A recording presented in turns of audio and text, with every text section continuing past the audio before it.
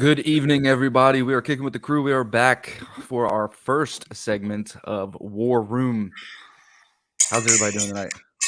What's up, everybody? Coming at you guys, War Room style. Happy to be back. Hi, y'all. Hope all's well. Excited for this. Let's kick it. Yeah. I've been waiting on this all week, man. I've been pretty excited for this. I know everybody else has been doing a lot of homework.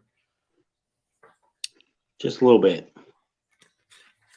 So I believe we're missing Damon and Trev. Trev had to do 24-hour duty. And then Damon, I think, he's visiting family at the moment. Not sure if he's going to make it back. But we do have Rob. Rob is one of our original hosts from when we were for the shoe back in the day. And he's on tonight, finally. We finally were able to get him to come on. Rob, you good? I think he's having some difficulty. I'm back. Okay, he's back. All right, he's back. All right, so Chad's over here in the comments already. Who's playing Kevin Costner? I think we should make that DeMarco. I'm having some difficulties. I'm gonna bow out. All right. All right, so we lost Rob. All right, he's having difficulties. His laptop was having issues with like the charger, things like that. So Rob's probably not going to finish tonight until he can figure out what's going on with his laptop. What's up, Trev? Trev's in there in the comments on CQ. Trash. Hey, so before we get into this war room, where we're going to discuss different avenues of approach and then choose what we think is the best avenue of approach as a collective group. So we're going to have to try to convince each other the best way to do it. We're going to go ahead because we do have some coach updates, and I'm going to let DeMarco go ahead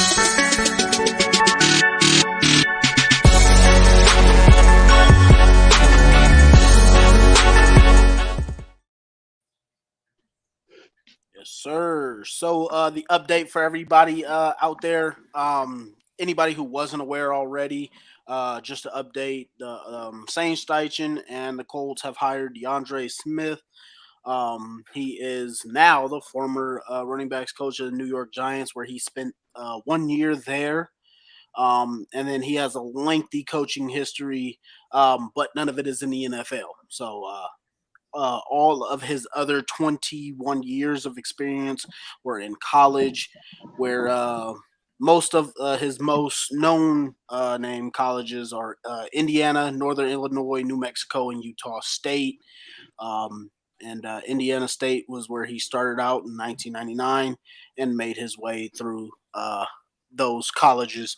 He also spent some time at UNLV, where he was the running back coach, and that's where his as far as I know, knowing Shane Steichen and Steichen, and that's where they met and kind of took off from there. And now he's our running back coach. Yeah, and I do apologize for anybody out there when you see when we first hop on and kind of see me like looking away and whatnot. I'm basically getting it out to all the other groups and trying to share it as quick as easy as possible to get as many viewers in here as we can. So yeah, that's the coaching update. What do you guys thoughts on the hire or any former knowledge you guys have of Coach DeAndre Smith?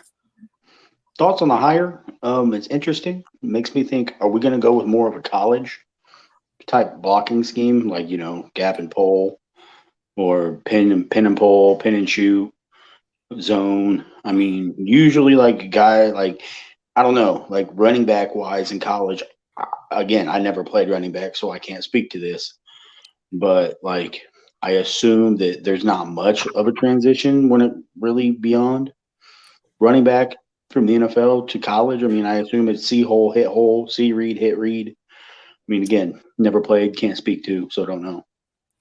I don't know much about him. All I know is that he worked with Saquon Barkley, and they looked pretty good with the running game. If it wasn't for the running game in New York, I don't think they would have been as successful as they were. That's all I really know about him. First hire, too, so I know we're looking at some offensive line coaches. I don't know how much difference a running back coach is going to do when it comes to running, to the offensive line. So we'll see how that goes from there.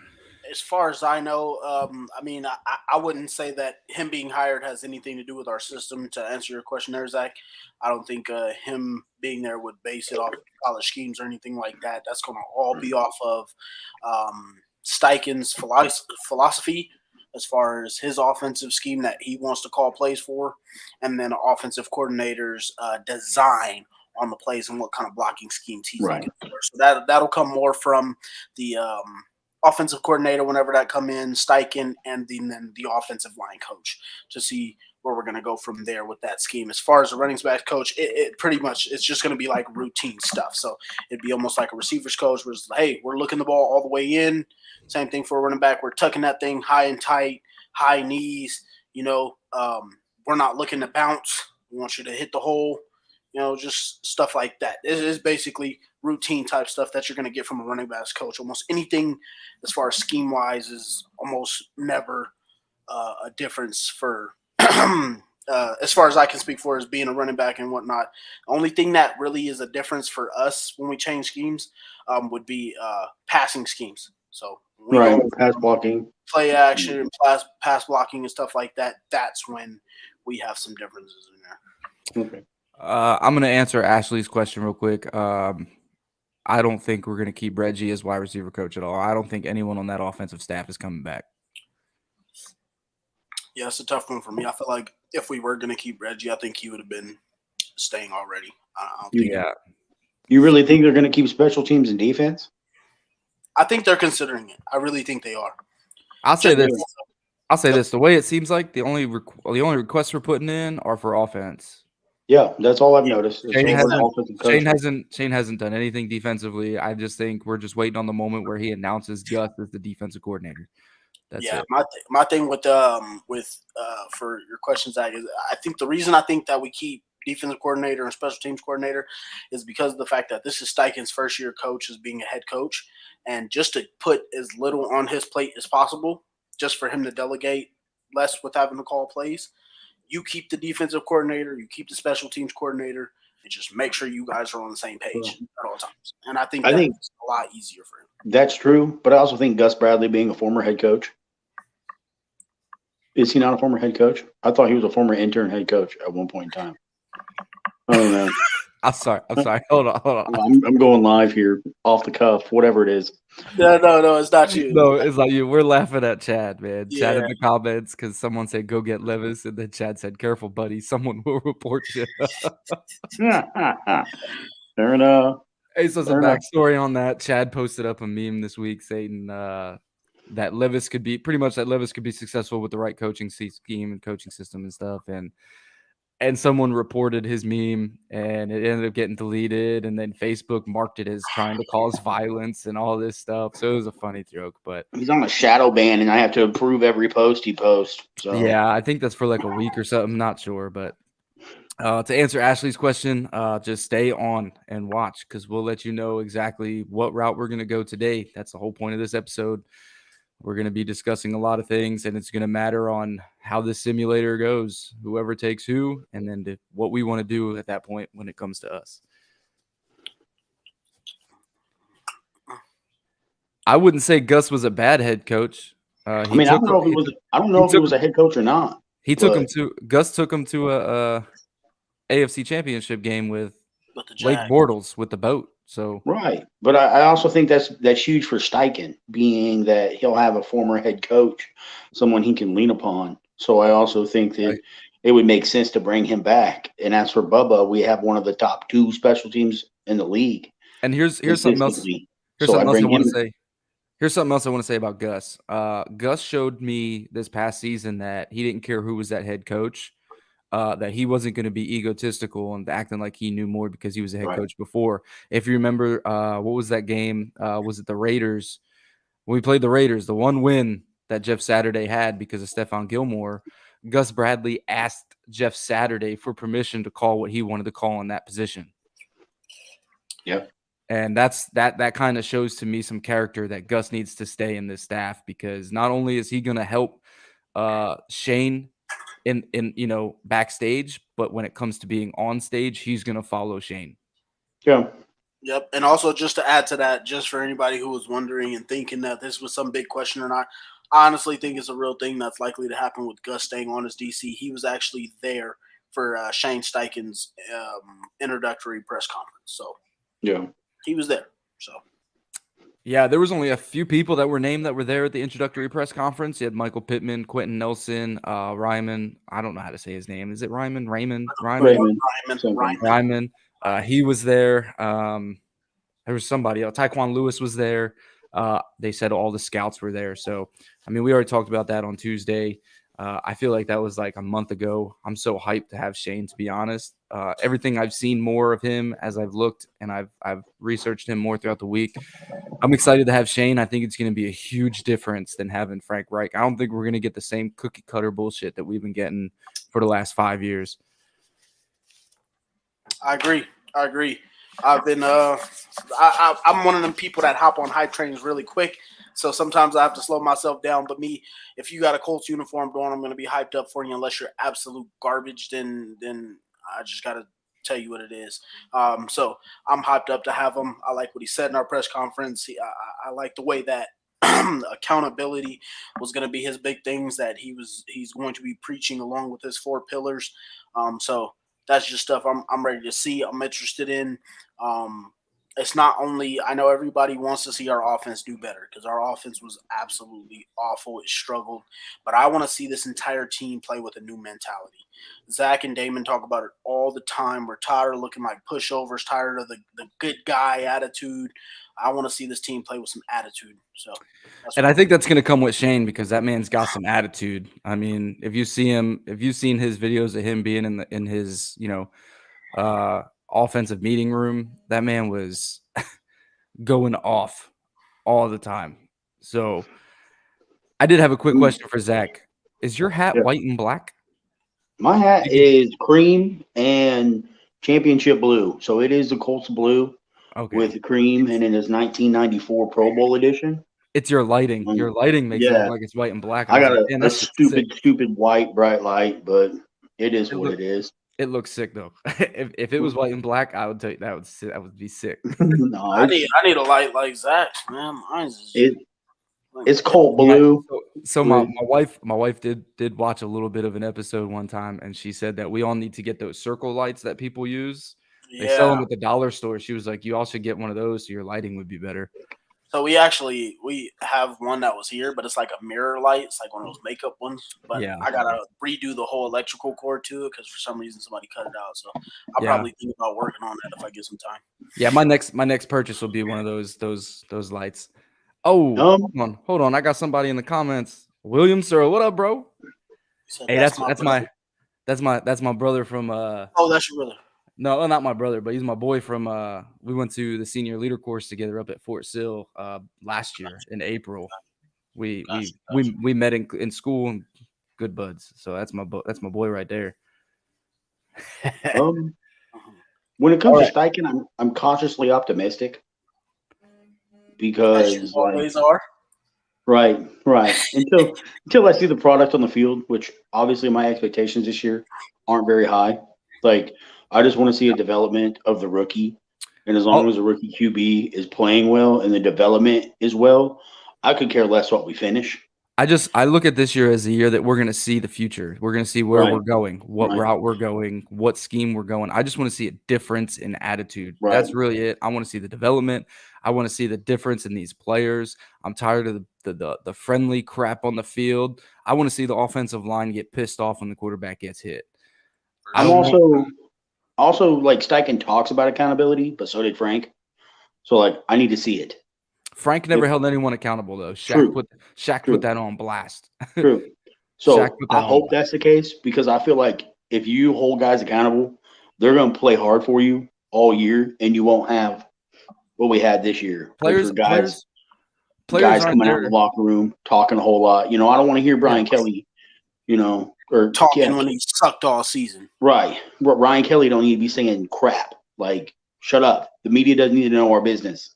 Facts. And then to me, that's all accountable. You handle that stuff in-house. You don't say anything in front of a microphone, because once it gets out, it's cancer. Facts. Love you too, Will. It's good to see you in the comments. Yeah, I agree, man. God, I forgot what I was gonna say. I really forgot what I was gonna say. I got distracted by all the comments popping in. But I do agree. I think Scott. I think pretty much what Trev said in the comments. If you look at Trev, he says, "I like that Steichen cusses." I'm huge on that. I don't know why. When I'm a coach, for some reason, unless I'm coaching kids, I won't cuss at little kids. But when I was coaching semi-pro, you're getting cussed out. Like that's a big time. Players don't play, to be told that they're doing the best thing in the world, right? They go to practice so that they can learn that they're doing something wrong and be taught how to do it better. I think it's just a natural reaction to have a coach that curse. I don't. I've played football for a very long time across all different sports. I've never had a coach in any sport that did not cuss. Bro, facts. So, Facts. so the fact Yeah. when you have I a can't- coach that is I like can't speak to that. freaking good job, and like holding words back, it's just almost like a cringe. It's like That's facts. That's facts. Here, and it just hypes you up, man. If somebody's being loud, like I hate that everyone's hating on Nick Sirianni for how he acts on the sideline. Like I love it. I'm here for it. I'm here for the way Nick Sirianni is on the sideline. If I had a coach that acted like that on the sideline, that was flipping off Patrick Mahomes in a Super Bowl, bro, I'm playing my heart out for that coach. I mean, It's cool that Jalen Hurts was like, "Coach, you're gonna get yourself in trouble." But at the same time, I played for a coach who was very stoic and was never too high and never too low. And he was one of, the best in the state of Indiana, in my opinion. But like, I never heard that man in 4 years of high school ball. I never heard that man say a curse word. Like, it just didn't exist. I mean, like, we would always say, yo, you got angry dad face, you got mad grandpa face, or, yeah, he would make facial expressions, but the man never cursed. I mean, we were happy. We got hyped when he clapped his hand and gave us a thumbs up. I mean, look at when you had Tom Brady and Bill Belichick. Bill Belichick didn't curse on the sideline. He didn't flip out. None of that. Who was the one flipping out? Tom Brady. Tom Brady, yeah. No matter who it is, it could be somebody on that team has to be flipping out, holding people accountable. We didn't have that. People got mad when Matt Ryan said, "Oh, that was trash," about Michael Pittman when he made a bad play. Michael Pittman made a bad play. And Matt Ryan said it, and everybody hated him for it. Why would you hate him for it? He's being truthful. Being honest. Yeah. He's being truthful. I mean, Matt Ryan put it in he may have thrown a bad ball, but at the same time, Michael Pittman stopped running that route. So accountability. Somebody was holding someone accountable and people didn't like it. My thing is just if I have a coach that just stands there like Frank Reich does, I'm like, I don't want to play for this guy. He's not hyping me up. You know what I'm saying? like, bro, I need you to have more reaction than me. Yeah. Instead of trying to say, "Oh, I was arguing with the refs, that's why I got the play call in late." No. Okay. You weren't arguing with the refs. You were listening to them talk to you because you don't know how to talk to them. Besides that, I mean, like, because Frank never did that. But you see a guy like Frank who never did that. But then you take a guy like Tomlin from Pittsburgh. Yeah. He's the same way as Frank, though. He's stoic as hell. But here's the thing. In the locker room, he's not. True. In the locker room, he's not. And he has no problem saying some shit when it needs to be said. He has no problem calling people out. I remember there was a report a couple years ago when they were dominating and then they started messing up on the field, but they were still winning. He took all their recreational shit out of the locker room and said they didn't earn it. They were still dominating, and he just didn't like the fact that they messed up in that one game. Fair enough. That's the kind of things that we need. We need that coach that's gonna you guys, okay, cool. You can be 11-0, but you just beat a team that you should have dominated. You beat them by 2 points. I don't care. A win's not a win. Right. Standard is standard. That's where I got it from. Mike Tomlin. The standard is standard. You act a standard. You set the standard. You live up to the standard. And if you can't, anything less is a failure. Right. Like when Shane Steichen said that he wants the team to be relentless. In my eyes, that's what I'm hearing. That's the standard. Yeah. Standard is foot on the throat all game long. It doesn't matter. You could be up 41-3 in the fourth quarter. You're still going to go out there and try and score. Yeah. Taking deep shots, Exactly why I throwing thought it it was deep. insane to even see rumors that Mike Tomlin might be let go from Pittsburgh. There's Thought it no was way. And I'll take There's no I'll way. take He's him in still Indy in a heartbeat. in a heartbeat. He still avoided a losing record this year. They with didn't that even team, with that team that they had. Yes, with Yeah. that team. I'm sorry, but Mike Tomlin to me is a top 2 coach in history. In history. I'm sorry. He's better than Bill Belichick, in my opinion. Mm. I'm just Yeah, saying. I mean, Bill Belichick had the greatest coach of all, or greatest quarterback of all time. He had top Right. What defense. has he done since Brady left? Right. Nothing. So And you you're have- right. I mean, you you have- could argue that. You have Mike Tomlin, who had rosters that were just, I don't know. These players weren't team players. They were all individuals. Le'Veon Bell, Garrett Blunt, Antonio Brown, Martavius Bryant, all those guys were all individual type players. They didn't play as a team, and he still was winning games with them. And now he still has a winning record with it without Ben Roethlisberger, without all those guys. They even traded Chase Claypool, and they still had a winning record. So Mike Tomlin's, I'm sorry, that dude. I mean, if you don't want to say top 2, I'm saying top 3 of all time. And I don't know who I would put in front of him, to be completely honest. Yep. You only got Bill Belichick and Yeah. Andy Reid. That's about it. That's facts. I wouldn't even put Andy Reid over Mike Tomlin, to be honest. As far as a motivator, no. No. Nope, not at all. All right. Is everybody ready to go ahead and start talking? Real quick, before we get started there, I wanted to let Zach know. Remember we were talking about our guy, Kelly John Cansey? Yeah. So, what was his name? God damn it. The draft analyst, fucking Todd McShay. He did a mock draft. He did not have Kelly John Cansey going in his first round. Wow. That's I'm amazed because that's huge for me. Other than his size, that dude's a freak. Like, that's huge for me. Yeah. I liked seeing him go in the second round. I was pretty damn happy. Hey, he would be a hell of a grab if you got him at the top of the second, without a doubt. Mm-hmm. Without a doubt. We got Jordan. Jordan's in the comments now. Jordan is he says he's a draft. He's all about college players, so he's one of the ones that I want to bring on the show probably during one of these segments.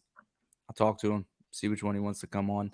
Colts fan 54. That is Callie John, Calijah, I believe it is, or it might be N. Cansey, number 8 from the University of Pittsburgh. Beast, defensive tackle. You call him Aaron Donald 2.0. Yeah, they're calling him Aaron Donald Jr. Not as big, but the explosion and fluidity in his hips and his hand is. I'm telling you, dude. watch this guy, and he pops on film. I mean, like immediately. Check him out. Who you wearing right now? I'm wearing a D-Buck. Yeah, talking about D tackles, baby. I thought I saw the 9s on there. I was like, I'm always wearing D-Buck. Yeah, boy. Always. All right. Pulling up the draft. Scroll up. So we're gonna use everybody. We're gonna use the PFF mock simulator to get this done. I put the speed on slow. Well, it's kind of mid, so it's not just kind of shooting through this. We're not going to be able to save this. So whatever trades or anything that we try to do, DeMarco is going to write that down so that next week or the next time we do this, because next week we're not doing a War Room. We're going to do a Blast from the Past episode, and then we'll go back to War Room. It gives us time to be able to study some of the Combine because Combine is next week. So, well, not next week, but the week after. It's the week after. So if everybody's not tracking, the Combine is the 2nd through the 5th. So that'll be when we do our second day 2 of our War Room. So whatever we do here, if we trade back, he's going to write down whatever we got, whatever we traded, so that I can kind of set that back up to go into day 2.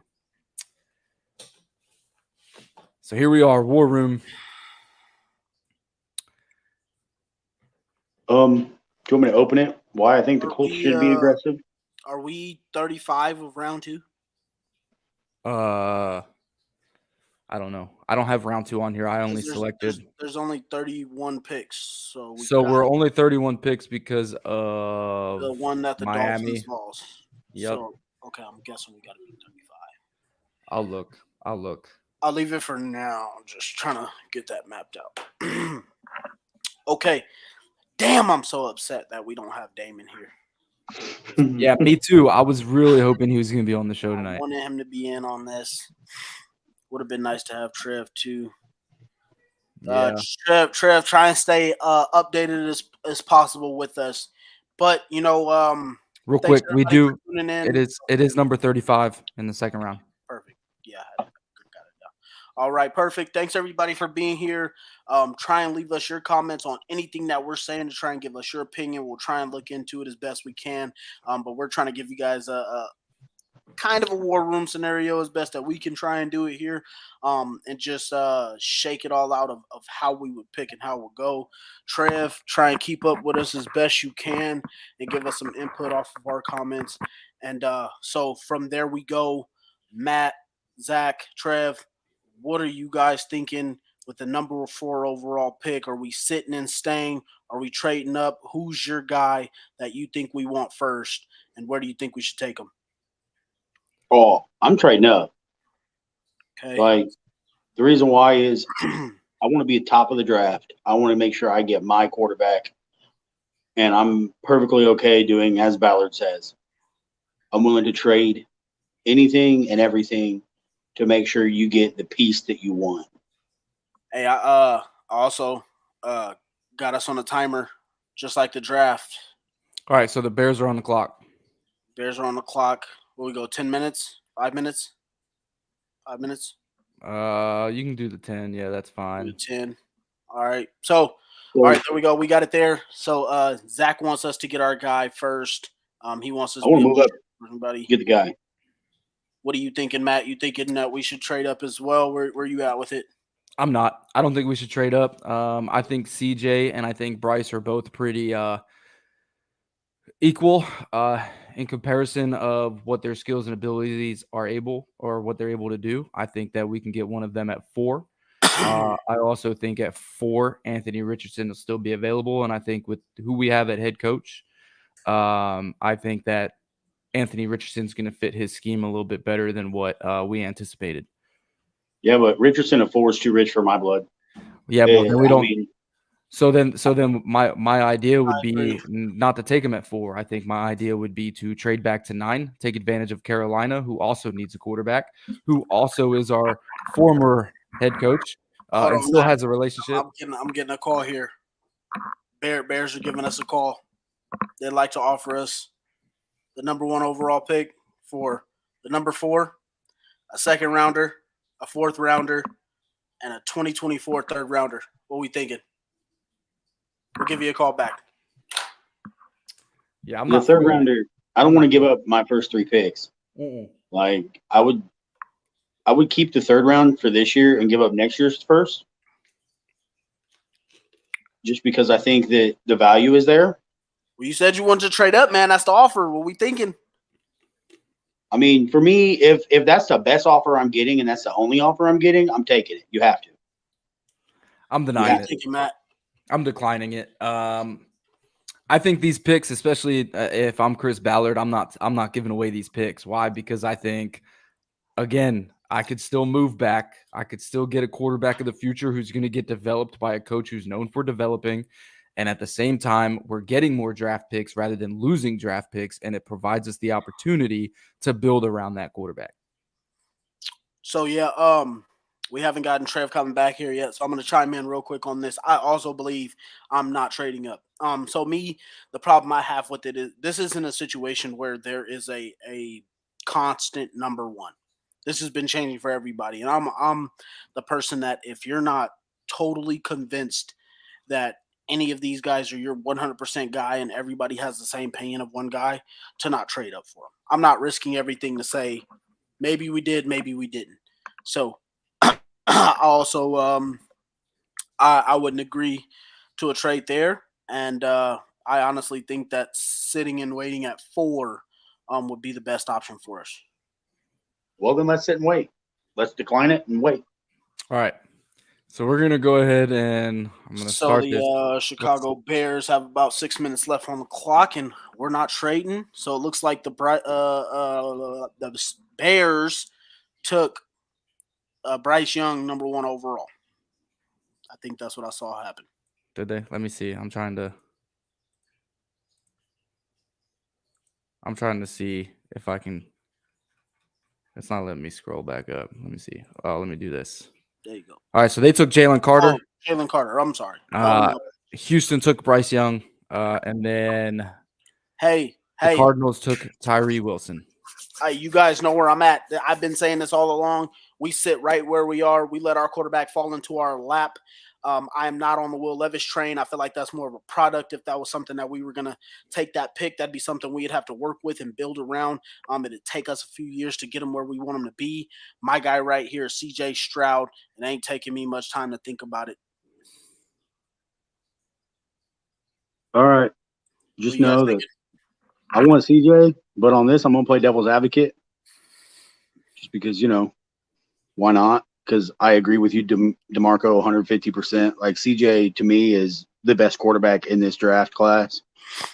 Like, he is the most proven, ready prospect. He is essentially a plug-and-play day one outside of Bryce Young, who's a little bit more athletic and can create a little bit and was an outlier. I mean, he is, to me, he's going to win Rookie of the Year. However, applying Ballard's logic, Ballard likes high upside prospects, and there's nobody with a higher upside than Will Levis. Nope. Ballard doesn't like Anthony Richardson has more upside. Anthony Richardson has the most Ballard upside out of doesn't. any quarterback. Ballard doesn't like small quarterbacks. He's not small. He's bigger than Will Levis. He's not small. So but I truly believe he'll take Will Levis over Anthony Richardson 10 out of 10 times. I truly believe the Colts draft board is Stroud, Will Levis 2, Bryce Young 3, Richardson 4. I can't say I disagree with that, with your opinion there, but if we're talking about size and potential, Anthony Richardson has more than anybody here in this draft. Listen, I'm going to be 100% honest with you. I think what Chris Ballard has normally wanted is about to change because of who he has at head coach. Shane Steichen is known for what he just did with Jalen Hurts, and what he was able to do with Jalen Hurts is identical to what Anthony Richardson does. And what he can do with Anthony Richardson. I truly think Anthony Richardson is probably our number 2 quarterback that we could be taking in this draft behind CJ Stroud. But my only concern, it's not even my concern, it's truly if you have CJ sitting here and you could take him at 4, that's fine. But then you have a GM who's obsessed with draft picks, who's very good at drafting in the 2nd, 3rd, and 4th round, which are the majority of our starters. How would Chris Ballard not be able to trade back to 9th and then draft Anthony Richardson and have 8 or 9 more picks to go by the end of this draft? Because I think that CJ Stroud is as good as Justin Herbert, in my opinion. And I also feel as Will Levis is, as DeMarco says. You said you think Will Levis is as good as Justin Herbert? No, CJ Stroud. I think Will Levis is no worse than Tannehill. So somebody else said that earlier when they tried to compare that or whatever, and they pulled up the last 5 games of Will Levis. This was 98 yards, 88 yards, 197 yards, 76 yards. I don't see it. Also had a comment from Jeremy Barrett here. He said Ballard did say that he wants Will Levis if he's available. Jeremy, I would love for you to DM me and send me that information that you got. My name is DeMarco Sanderson. You can look at my first name there, last name ain't too hard. If you can DM me that information, I would really love to have it, please. So, and then we're going to go from there.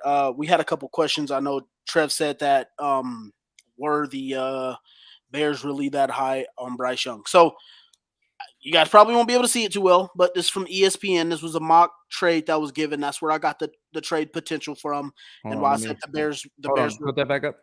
The Bears were calling us to get those picks. So if you see right here is where the picks came from. That's where that potential trade was at. That's what I had the Bears calling us to offer to make that trade. It actually said we called to make that offer to the Bears, but I doubt Chris Ballard would be the first to pick up the phone. But that's where that came from. I honestly, in my opinion, if we're just going off of what we really believe is true, I think it's I dumb. agree, Trev. I think it's dumb to give up on Stroud. Fields. Dumb to give up on Justin Fields. Yep. If you look at what just happened with Jalen Hurts, who was the second overall pick, the guy has no offensive line. He has no receivers. He has nothing to play with. And look at his potential. I think it'd be dumb to not build around a guy like that. And then you take a risk on a smaller quarterback who may not necessarily even be fit in the NFL. So that's just my opinion there. Then we go to the Richardson, Will Levis, CJ Stroud conversation. I don't see this as close. To me, no, I don't. To me, I don't either. There's Bryce Young and CJ Stroud, and the only reason that Bryce Young isn't a surefire number one, I promise you guys, because he's 5'11", is because he's small. So CJ Stroud gets the edge for me there. Then it's very close between him and Bryce Young. After that, there's a gap, in my opinion. Then there's Anthony Richardson's potential. Because he has the speed that you can rely upon to be like a Justin Fields. And his issues, to me, with accuracy are mechanical. These are things that can be coached up for him to be better. And then, to me, you have a Will Levis. That's just my opinion. I don't think there's something that you can look at a player and say, hey, this guy looks like he can be the next Josh Allen. Let's take him. I think that is horse crap. I think that is terrible to base your system on. I think that is terrible to draft a quarterback up on. And I think that's how you set your franchise. I have a few things, man, because everybody in here is saying, they're talking about Richardson right now. Trev at first says Richardson is fine and good, but why trade back to get him when you have a sure thing and Stroud sitting right there? Nobody, Trev. Hold on. Nobody coming out of college is a sure thing. I don't care what anybody says. No one coming out of college is a sure thing. And then later on, he answers Chad. Chad says, pick up more picks, cheaper contracts, more cap to build around a quarterback. Chad, and then he says, but it's another experiment versus a sure starter. I don't see Anthony Richardson as much of an experiment. He's a rookie. So you're drafting a guy that you're molding, that you're developing. That's not an experiment. An experiment is someone you go out and you sign, or you trade for a Justin Fields. That's an experiment. That's trying to make something work for something you've already seen. You've already seen the product. You bring that product in. This is not an experiment. This is bringing in a quarterback that you can develop, who's a top 10 quarterback. Patrick Mahomes was drafted outside of the top 10. He was picked. And that's my opinion. And that's my opinion on Will Levis. This is why, like, when people sit here and say the things that they look at is his big arm talent and his prototypical NFL size. To me, those are two things that are experiments. If you don't have anything that you can say is proven to be elite, I don't think that's not an experiment. That's why I don't think Anthony Richardson is an experiment outside of being able to fix his mechanics. That's the difference for me between Will Levis and Anthony Richardson. You're basing things off of somebody that you've seen before that you think he can be like. I know with Anthony Richardson, he has that same cannon that Will Levis has. He has that same size that Will Levis has. The only thing he is missing is the mechanics to be more accurate. And the other, and he only has one year of starting as a quarterback. And the thing I want to point out too is like I said, my expectations are low for this season. No matter who we get at quarterback, they are low. No matter who we get at quarterback, we can bring in Bryce Young, we can bring in CJ Stroud. I don't think they're going to make that drastic difference on this roster that everybody's expecting. None of these guys. Don't expect anybody to be Andrew Luck, you guys. Exactly. Don't expect them. Expect more of Kenny Pickett, Josh Allen, a progressional incline in their correct play. As you build a roster around them. So, do you take CJ Stroud at 4, right, and you just keep your draft picks where you are, or do you trade back, get a guy who has high upside, maybe just as much or more of upside as CJ Stroud, bring more draft picks in? Now you're getting more players, more value for the move you just made by trading back to 9th. Because no matter what, none of these guys are going to come in and make you an elite offense. None of them. And So exactly develop to- Anthony Richardson, get draft picks, bring people in, get him more stars, get him more players. And again, someone else also said a cheaper contract. It's a lower. While I like that idea, I'm still picking Stroud.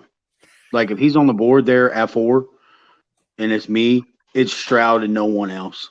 Like so exactly to what Matt and Zach just said there. That's exactly what Matt said is why I'm of this opinion. I do not trade up because nobody is a sure thing. If I have CJ Stroud or Bryce Young sitting at 4, to me, that's come on right home. Come to me.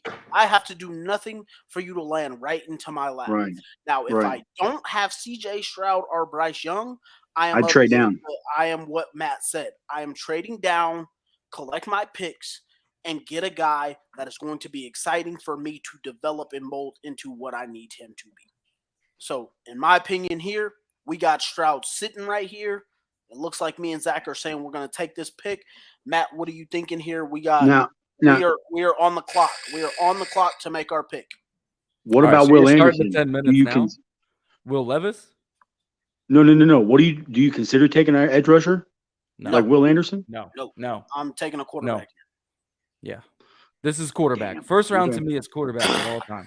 So Okay. what are we doing, Matt? It looks like we're going to take Stroud, man. I mean, I'm outvoted. I mean, I'm not a Stroud hater. I'm thinking like Chris Ballard would think in this situation, but I also see that Stroud is there. And I agree. If Stroud is there, I'm taking Stroud. If Chicago, takes Bryce and then Houston takes Stroud, yeah, my scenario probably fits better if Stroud is not there. Let's get our guy. All right, let's get him. This is where they go walk around the room and shaking hands and shit. Good job, Matt and Zach. Got our guy. Well, we got Yeah, an A+ grade. Plus. to me, that's dream scenario. That won't happen. Like if that happens, Colts just won the draft. In my opinion, I'm telling you, they could shit. In my opinion, they could shit the bed the rest of the draft and draft like kickers and punters. But if we got CJ Stroud, I would be ecstatic because it's 1A and 1B. It's Bryce Young and CJ Stroud. And after they're gone, I could care less. Like you can give me Levis, you can give me AR, you can give me Tanner McKee, all the rest of them. I don't care. I want to say to Trev, I want to know why you think that AR has a better chance of being a bust than Stroud or Bryce Young. I want an answer for that. So Trev says this is all assuming AR pans out though. He could be an absolute bust who runs fast. Stroud has a much lower chance being a bust with all the same potential in the world, in my opinion. So, to Trev, to that point, I'm not saying you pass on Stroud. I'm saying if, like, I got into a debate on Twitter the other day. This is what a Colts fan who believes we should go all in to trade up to get Bryce Young. And I think that's dumb. He said, so basically the Colts should just sit on their hands and do what we've been doing and let everybody go free or whatever. And I basically gave him like multiple scenarios of teams who traded up, including the Buffalo Bills, who traded the number 10 overall pick in the 2017 draft and traded back to number 27 with the Kansas City Chiefs when they could have had Patrick Mahomes that year. They ended up taking Josh Allen the next year at number 7. I said, okay, I guess it's not doing bad, but I'd rather have a 2-time Super Bowl champion and a 2-time MVP. That's just me. Yeah. Now, to the point that Trev is making here, I'm not saying you pass on CJ Stroud or Bryce Young. If they're there, you take them. But now, if some other team like Carolina, the Raiders, the Saints, Tennessee, if they want to take all their future and mortgage it to jump us to take a quarterback, then I'm saying you trade back and you get that guy, that Anthony Richardson or even a Will Levis. I mean, to me, at that point, if you're trading back for a guy, I don't think you lose there. You're basically accumulating more picks and more stuff to surround your franchise with. I love it, Matt. That's awesome. You're trading back to accumulate more for your franchise. And then at that point, you still get a guy in the first round who gets not 4 years, but 5 years with a 5th-year option to develop. So it's not, is he going to be a bust? It's, can your coaching staff develop that guy?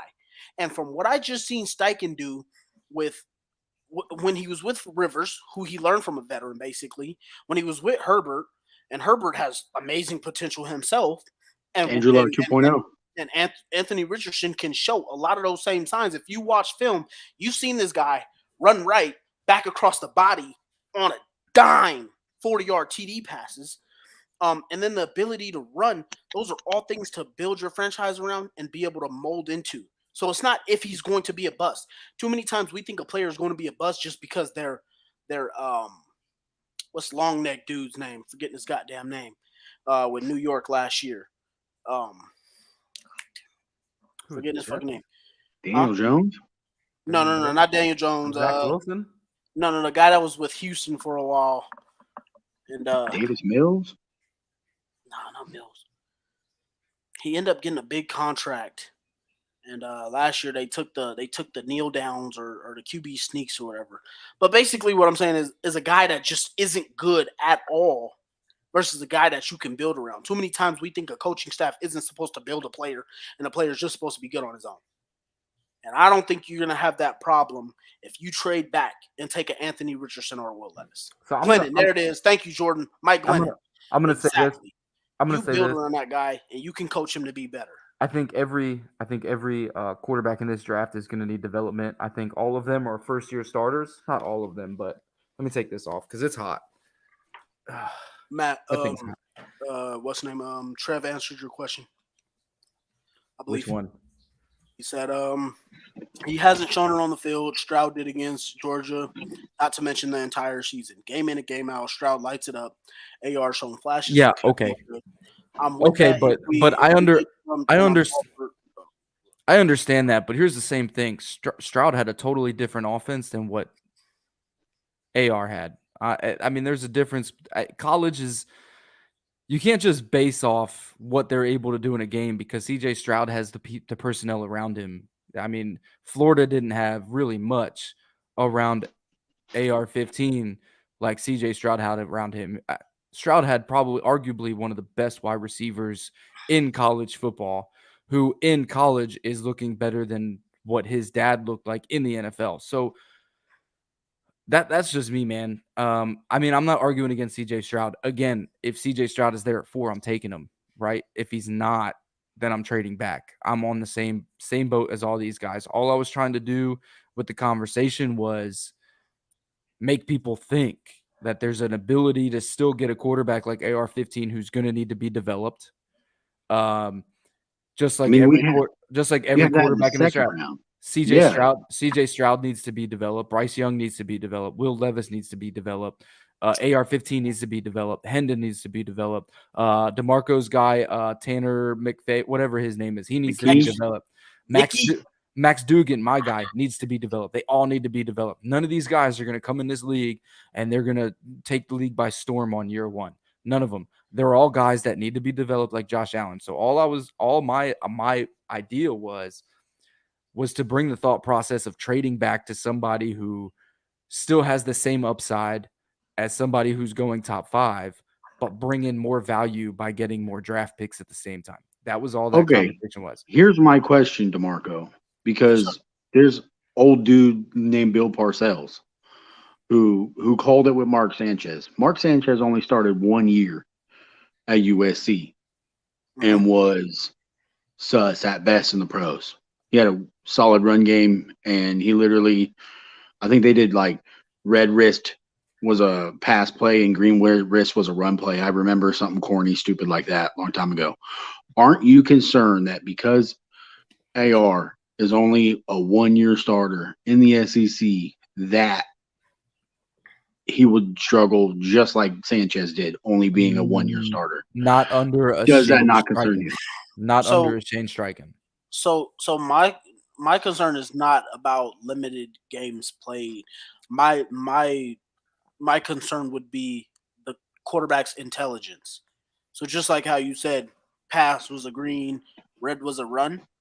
If your quarterback if your quarterback is that simple to where they need it broken down like that, you probably shouldn't be drafting the guy. And then even when you look at Mark Sanchez's intangibles, they weren't great. He didn't test out high. He didn't have a crazy arm. There was nothing literally special about him. And from what I know, I'm a Florida Gators fan, everybody. And I'm not saying take Anthony Richardson first. My question has always been accuracy with him. So just like we have here that Chad is saying, next season is the developing season most likely. If AR had a year under Steichen and with Gardner Minshew, that competition and accountability from coaching, he could be best QB out of this draft. But also he No. could be mediocre. So like I said, me and Matt have said this multiple times. If you think a guy needs to sit and develop, he's not your guy. Nope. So Not at all. and then we also say at the same time, don't expect this kid to come in and be great, because the first 4 games are going to be pure development for whatever quarterback comes into that building. Here's Then my from there on, you want to see growth. Here's my idea on it, right? And it goes back to even Peyton Manning. Peyton Manning, when he was drafted, threw the most interceptions for a rookie in NFL history, and still holds that record. But he went on to be probably the smartest quarterback to ever play the game. Absolutely. He's not going to go down as the GOAT because of his accomplishments, but Greatest regular season quarterback. Greatest regular season quarterback, smartest quarterback in NFL history. But here's the other thing too. All of these quarterbacks, man, I forgot where I was going with it. All of these quarterbacks need to be developed. Facts. None of these quarterbacks are surefire above the thing. chaos. Like, I believe that kid from USC is. He's above the chaos. He can calm the seas. Caleb Williams and the kid from that's what Mahomes like, and the kid from US or North Carolina, whatever his name is. Drake May. Yeah, those 2 guys are Mahomes-esque. Like, none of the quarterbacks coming out are like that. They don't handle like Matt was saying. They're not going to be. They're not going to be day one guys like Luck. I mean, they're going to. In my opinion, if you're talking about those guys that are coming out next year, Caleb Williams and Drake May, that's Patrick Mahomes and Joe Burrow. That's what they are to me. Those guys. Yeah. But just like Matt has tried to allude to several times, and what Chad was saying there, like I said, regardless of who you take in this draft, any of these guys can come out and end up being the best quarterback in this draft, or they could all end up being mediocre for multiple reasons. Let me use an example to prove our point. Who won all of his rookie records, broke rookie records as a quarterback, but has still yet to win a playoff game? Justin Herbert. Justin Herbert. And they're getting ready to pay him $240 million, which I think is dumb. Right. And that just proves to my point. The guy's a stud. But if you don't put a team around him, it don't mean shit. It doesn't mean anything. That was my only point about, that was part of my point about, trading back, getting a guy like AR-15 who could be developed, and then just providing him with weapons. That was it. That's the same as CJ Stroud. Draft him at 4th and then provide this guy with weapons. My only concern is we're 13th in salary cap this year with 13 mil. That ain't shit. That ain't nothing. So all these people we want to bring back, I would be prepared to not bring them back. Yannick Ngakoue, that dude earned his contract, but I guarantee we're not bringing him back. See, I think he's a wild card. I don't think we can afford him. I wanted to comment on something that Jordan said here. He said the reason I think CJ is the most pro-ready to all of them is he can sit in the pocket and deliver it better than anyone, and showed he can be amazing running the ball. So, Jordan, I do have to interject there. I wouldn't necessarily say I disagree with you, but my thing is if Bryce Young and CJ Stroud were the same size, Bryce Young was legit my number 1. I think Bryce Young, I wouldn't call him Mahomes, but he has magic to him. And I think Bryce Young is really that good. My problem is his size, to me, scares me off to know that if you don't have a really good offensive line around him to protect him, because he's the guy that he can really go make all those plays. He's going to go dive for extra yards. He's going to do all that nasty stuff that sometimes will get a quarterback kind of hurt. And if you look at what happened with Tua, he's just undersized. And that's the only reason I wouldn't say that Bryce is up there as well. So I love CJ as much as I love CJ, but that's the only I don't even know if I call it a disagreement or whatever, but I do like Bryce Young. I would not take him out of that conversation. So if he's sitting at 4, it would be him. In all honesty, if CJ or Bryce is sitting at 4, I'm taking either one. Yeah, same here. I'm not mad at anything. No. And that's a good point right there. Jordan just said it right there. If Bryce was 200 pounds, you don't question it. I agree. How much does he weigh? I was about to ask the same question. So basically, Mel Kiper and Todd McShay have labeled it now as, I want to say when he ended the season, I think he was about 182 to 185 or something. They're saying their line for him is 195. If he's 195, he should be the number 1 overall pick or the first quarterback taken. I know. They're saying he's 6 foot. He measures at 6 foot, $194. He's whatever Kyler Murray is. So, well, I agree. Kyler Murray's 5'8". Bro, I'm 5'8", 230. I'm 5'7", 205. Let me go ahead and go get a quarterback spot in the NFL. Who wants me? I mean, Kyler Murray's 5'8". I'm slow, but I got good mechanics. I can't see over the center. I got Bryce Young at currently right now. I would say he's 5'11", 187. That's what I think. Yeah, but is 20 pounds that much difference? Yes, it's a I mean, huge at $180. When Russell Wilson came out, I want to say he was also 190, and his playing weight now is about 205, 210. It's a huge difference. Yeah, but wouldn't you take a guy like Russell Wilson? Like, I mean, that's a hell of a comp. I think that's a good comp to Marco. Like, I don't think that's a bad comparison at all. But I mean, like, so when you put on the weight, it's not just like fat weight or anything. It's muscle. When you add muscle to your body, your joints hold up better.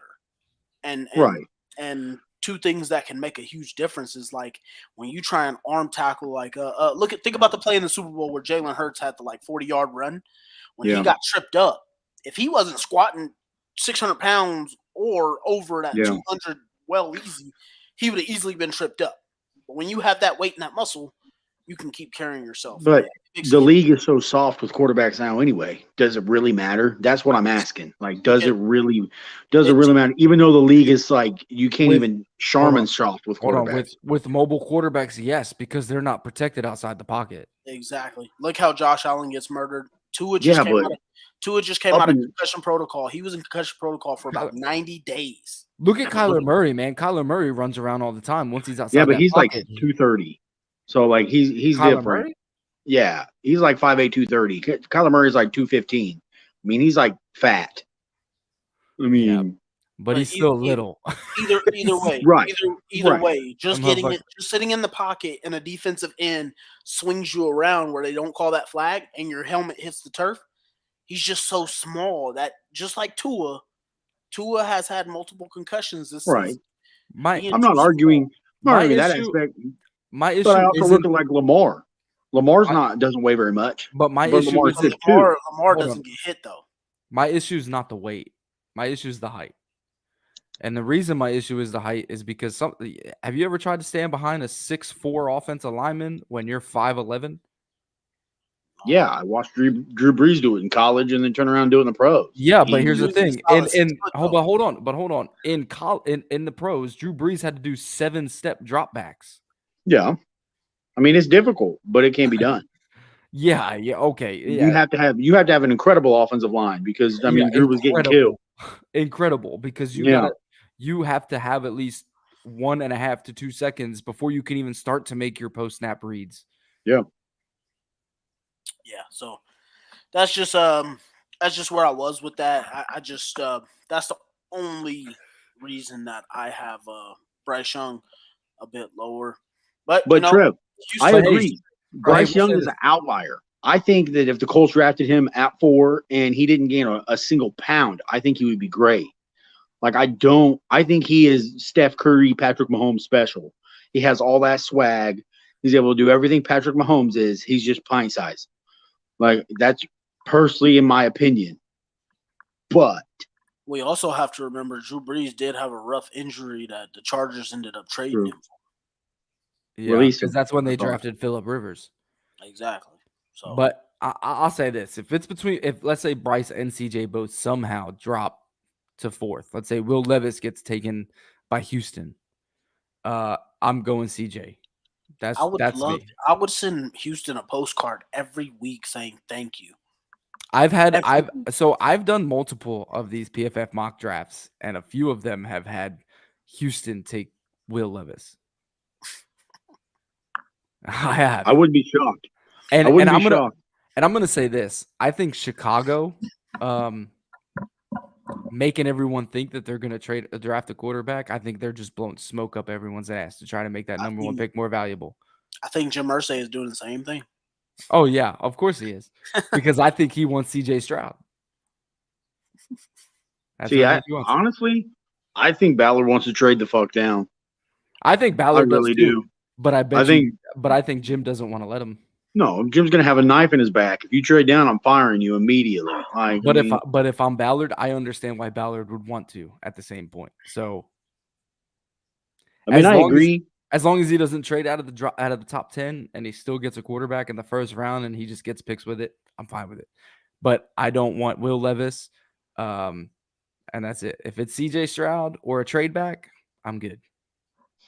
I have no problem if he trades out of the first round and then trades Shaq back in, trade Shaq or trades Kenny Moore or whoever to get a late pick and get one of those, them second round picks, but get the 5th-year option on it. Get a guy like Hendon Hooker or get a guy like Tanner McKee or I don't want Hendon Hooker. One of those dudes. I have no problem with that.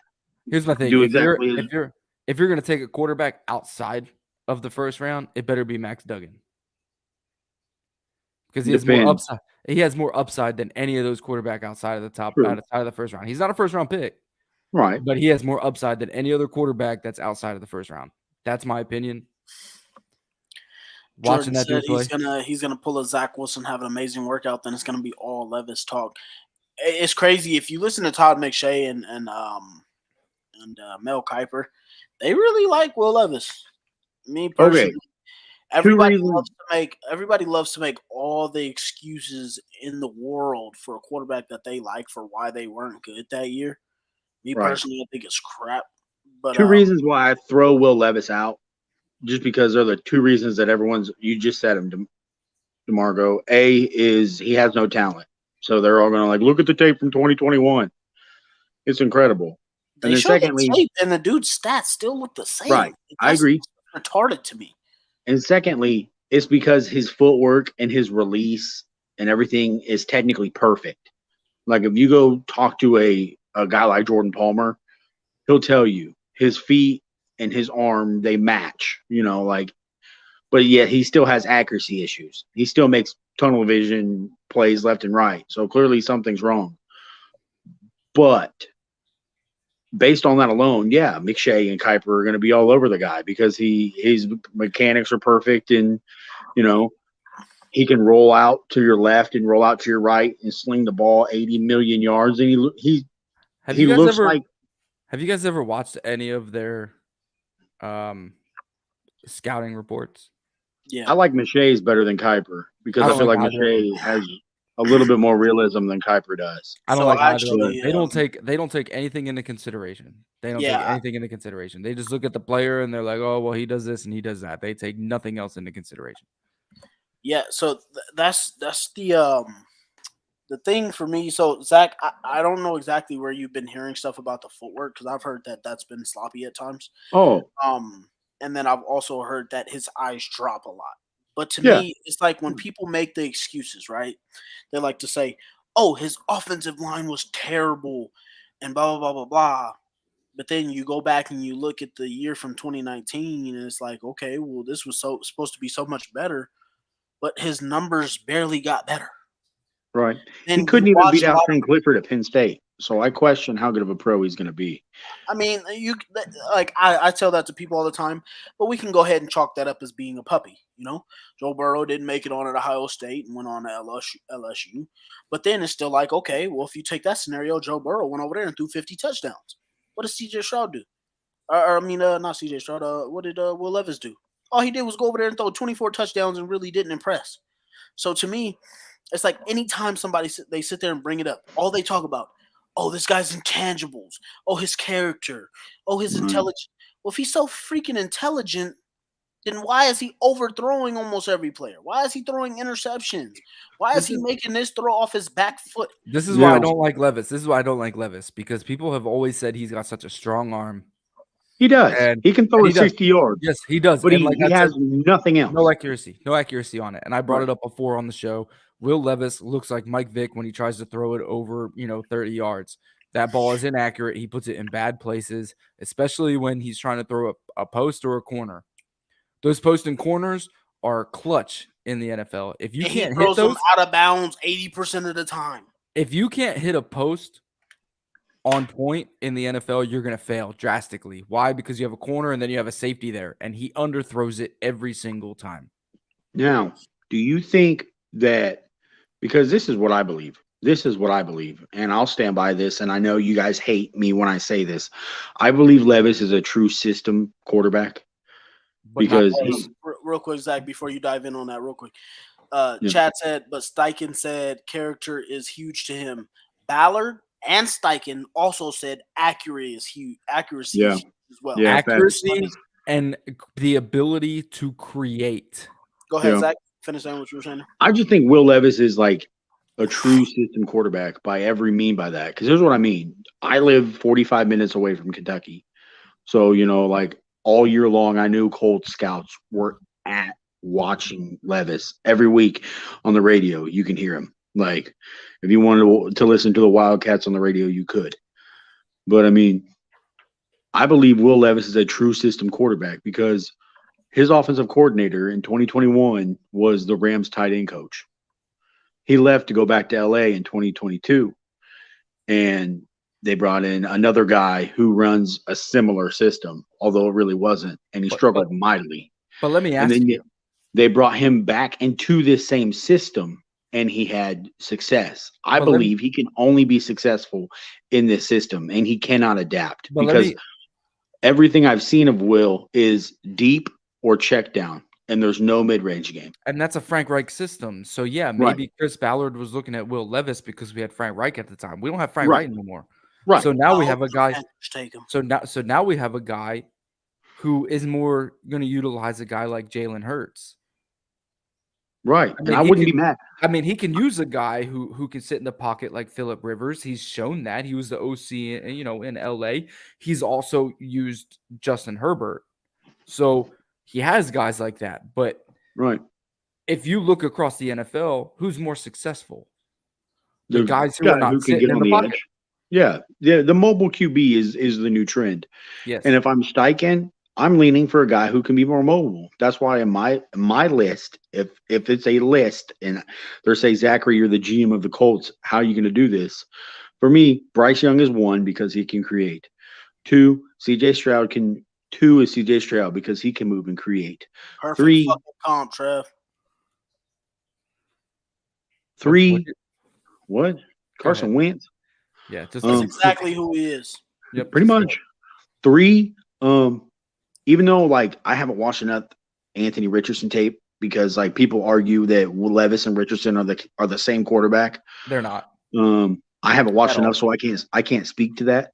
I would have Richardson because when the game I watched of Richardson, which was the Utah game where he made that insane play, he reminded me of Cam Newton. Like that's who I saw. I saw a physical Cam Newton.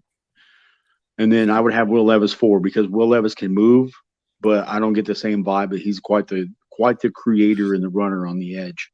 More so a guy like Baker who can just boot, does real well on the move while throwing on the run. But I just want to make this clear for everybody out there, because I know I really come off as a Will Levis hater, and I'm really not. My problem is like the guys with like Will Levis is they every year in the draft, some guy gets.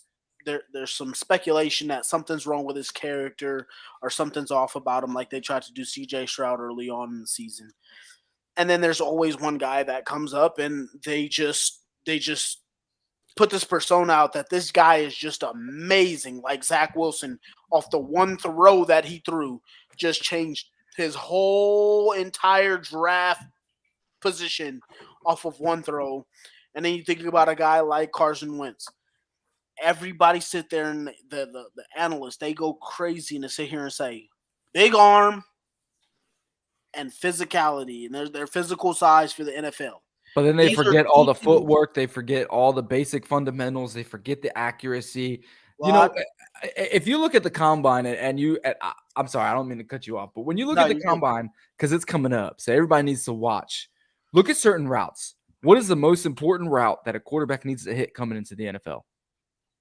A corner route and a fade route. It's not a corner route.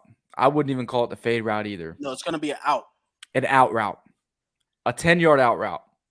You Because have the to be able to timing throw that has with to be timing, perfect. and it has to be accurate. The only It reason has why I to say be perfect. A Fade corner route. route is close. So A corner route is about the second. the reason Zach that out route is so important is because 9 times out of 10 that's Right. going to be your third down play. Yep. right, Depending on where it is, absolutely. typically between 7 and 12. And 9 Everyone runs a corner and a fade. That's why Yeah. I say And- typically a corner and the fade No, are no, the no, two no. most And routes nine- that everyone gives a damn about. And 9 times out of 10, if you can't hit that out route, you're going to throw a pick six. Exactly. And so That's why that my throw thing, is the most important at the combine. and that's my thing with Will Levis is because of the fact that like I'm not opposed if we were to, you got Bryce Young and CJ Stroud at the top. And then if you trade back, you got the guys like Anthony Richardson and Will Levis. I want to take the pressure off of somebody trying to make him a top guy off. I don't want that speculation to think that everybody's sitting here saying, oh, is he going to be this next thing? And then he turns into a complete bust because he's not what everybody thought he was supposed to be from that one throw or his size or his made up intangibles, bro. There's not one analyst that I've sat there and heard that sit there and speaks about Will Levis and sit there and can say anything outside of his size and his big arm. There's not. And I want people to stop thinking that I hate him. It's just that he is a player that's going to need to develop and become a player that uses those strengths. That's what that is for me. So Other players, you can see their ability from the go. So, Jordan, I agree with this. And timing a slant as well. And timing a slant is huge for these QBs. It's not just the timing of the slant, right? It's the If you look accuracy. at, well, not only that, hold on. When it comes to schematics, right? Especially, let's say we get a guy like CJ Stroud. What's going to be important of watching him in the combine is how he runs these slants. Why? Because of the RPO. The majority of the routes ran on an RPO is a slant. It's either a slant, an out, or a flat. It's An never edge. it's something quick because the offensive linemen go. So you got to hit that pass before the offensive linemen go. So these slants are just as important. It's not as important as it was, let's say, 13, 14 years ago before the RPO was really introduced to the NFL. But that slant is definitely important, and it's got to be the timing, the accuracy. There was a quarterback I was watching. I don't know who it was. Can't remember his name. Who was hitting that throw before the receiver even turned, before they even hit the top of their route. Probably Tom Brady. That's capital A anticipation. I actually think it was Jalen Hurts. If I remember correctly, it was during the Super Bowl. It was Jalen Hurts. It was that throw. Yeah, it was that throw to Goddard where he caught it on the sideline. That ball was in the air before Goddard even turned, before he even hit the top of his route. Those things are important. Think about the accuracy that he had on that out corner that Goddard caught for that first down. That was key. Right. And then Dan Knight here says that tight ends and Colts tight ends will be huge with Steichen timing routes. This is where I think a lot of people are talking about trading, and a lot of people are saying trade Kenny Moore and Shaq Leonard. I don't think we trade both of them. I think if we trade one of them, that's it. I think if we trade Kenny Moore, we trade Kenny Moore. If we trade Shaq, we trade Shaq. But I don't think we trade both. Why? Because that's two defensive weapons that we would lose. But we should definitely trade Mo Alley Cox. Right. That's where I was going with this. We should definitely trade Mo Alley Cox. We're not going to get any value out of it. What I think we're going to get out of it is maybe a 5th or 6th round, which could be some depth on the offensive line, maybe some depth on the defensive line. But that's a guy that should definitely be traded. Yeah, I think a 6th round because of his contract. That too, yeah. Carolina would take him for a bag of chips, man. Well, Frank takes anything for a bag of chips. Yeah. Yeah. I mean, loves them L's. So And I want to say I agree with Trev. Trev down here says Jelani Woods is going to have a breakout season. It's incoming. And I agree. I think Jelani, look, young quarterbacks, rookie quarterbacks rely heavily on their tight ends.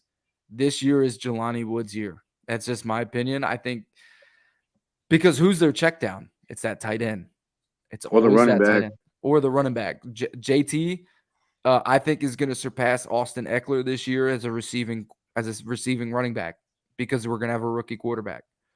Jalen Hurts is going to have a breakout year. Why? I just think I'm big on Jelani Woods. I think he's a huge weapon, and he showed it in the red zone. He showed it in open field. I think the guy's got run after catch ability.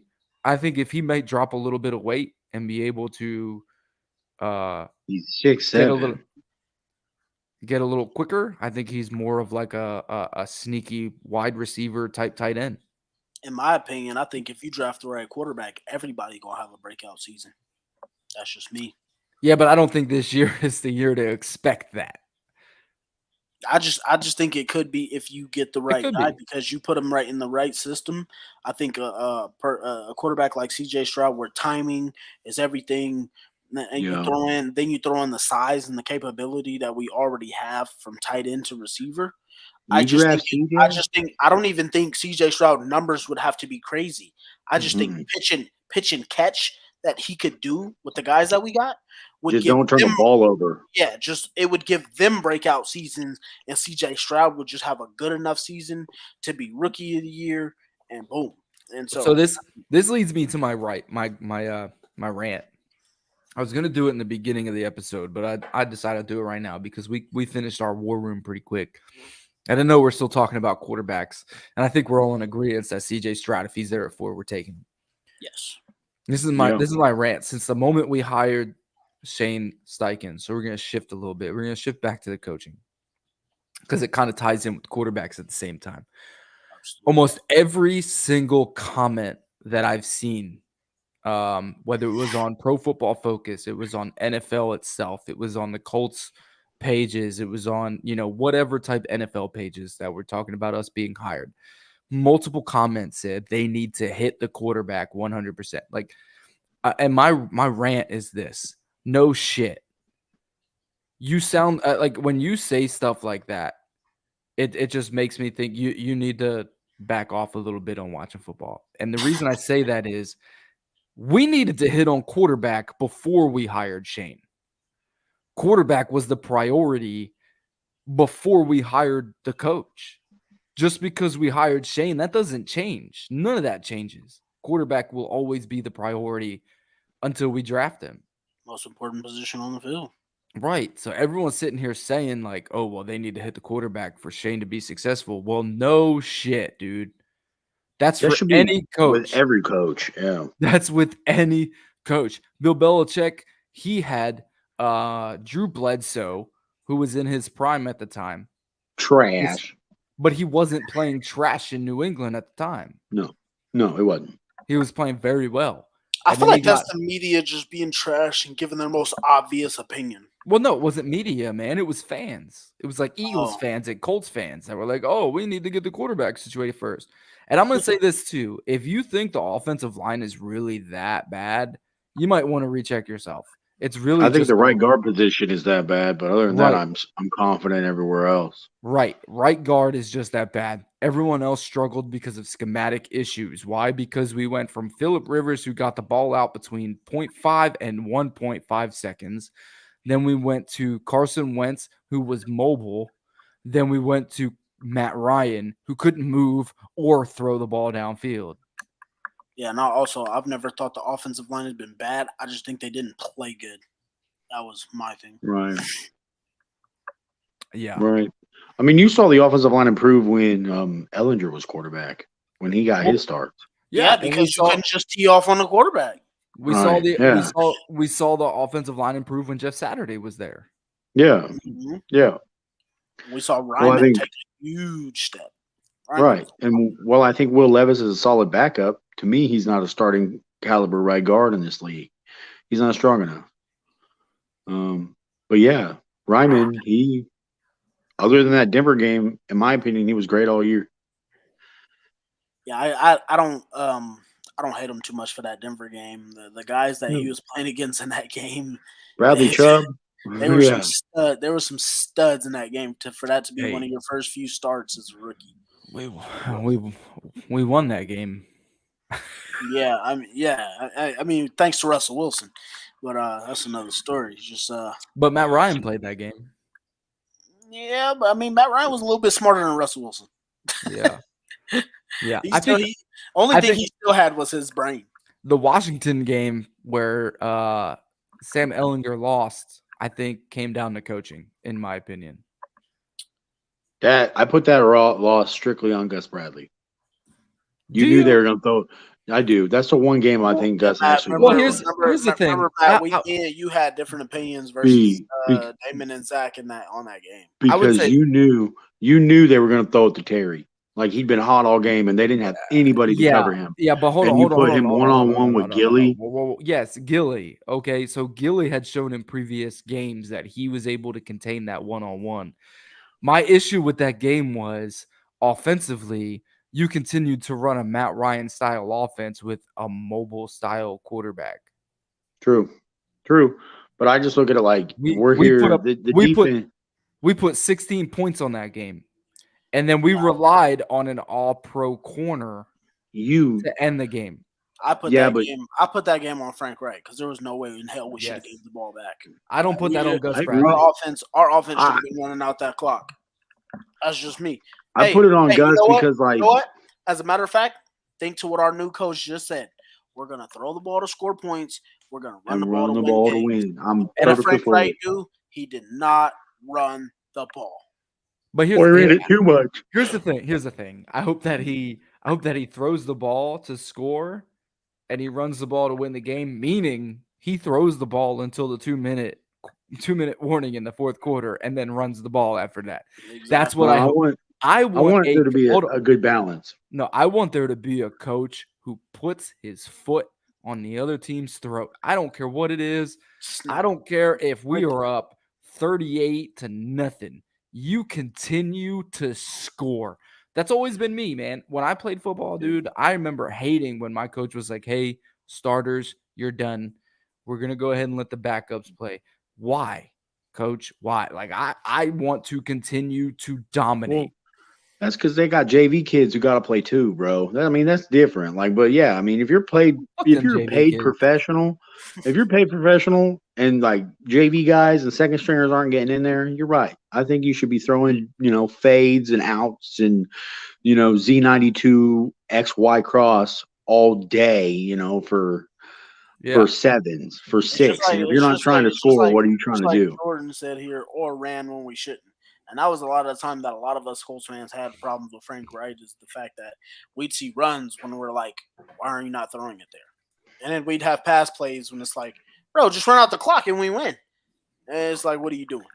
So I think when we didn't run a QB sneak on 4th and inches. Yeah, exactly. Because Matt Ryan had no knees, bro. He couldn't move. It doesn't matter. Change him out then. Change him out then. I'm about to post a video real quick. I'm going to turn it down a little bit. Joining me in studio, wide receiver Michael Pittman Jr. An opportunity yesterday to meet your new head coach. What were your immediate impressions of Coach Steichen? Yeah, I mean, I would say that he's very passionate. When he was giving his speech, like, he started to tear up, and you can definitely tell that he really cares. And I'd probably say the second thing is he's young. There's a lot of offensive coaches these days who are kind of really young, and I kind of see that game switching to these young-minded coordinators and coaches who are kind of changing football. So we're kind of getting on that same trend. I think he was the second youngest head coach next to Sean McVay or something like that. So, yeah. I know you had a couple of minutes after the press conference to talk with him. What was the message to him? What were you guys able to chat about? Yeah, he was just kind of giving me the basic rundown of how things are going to go. And we actually talked more in detail today and basically just getting on the same page. And I think it's going to be great. Dynamic. So while we're here, man, I see a couple questions. I see Dan Knight.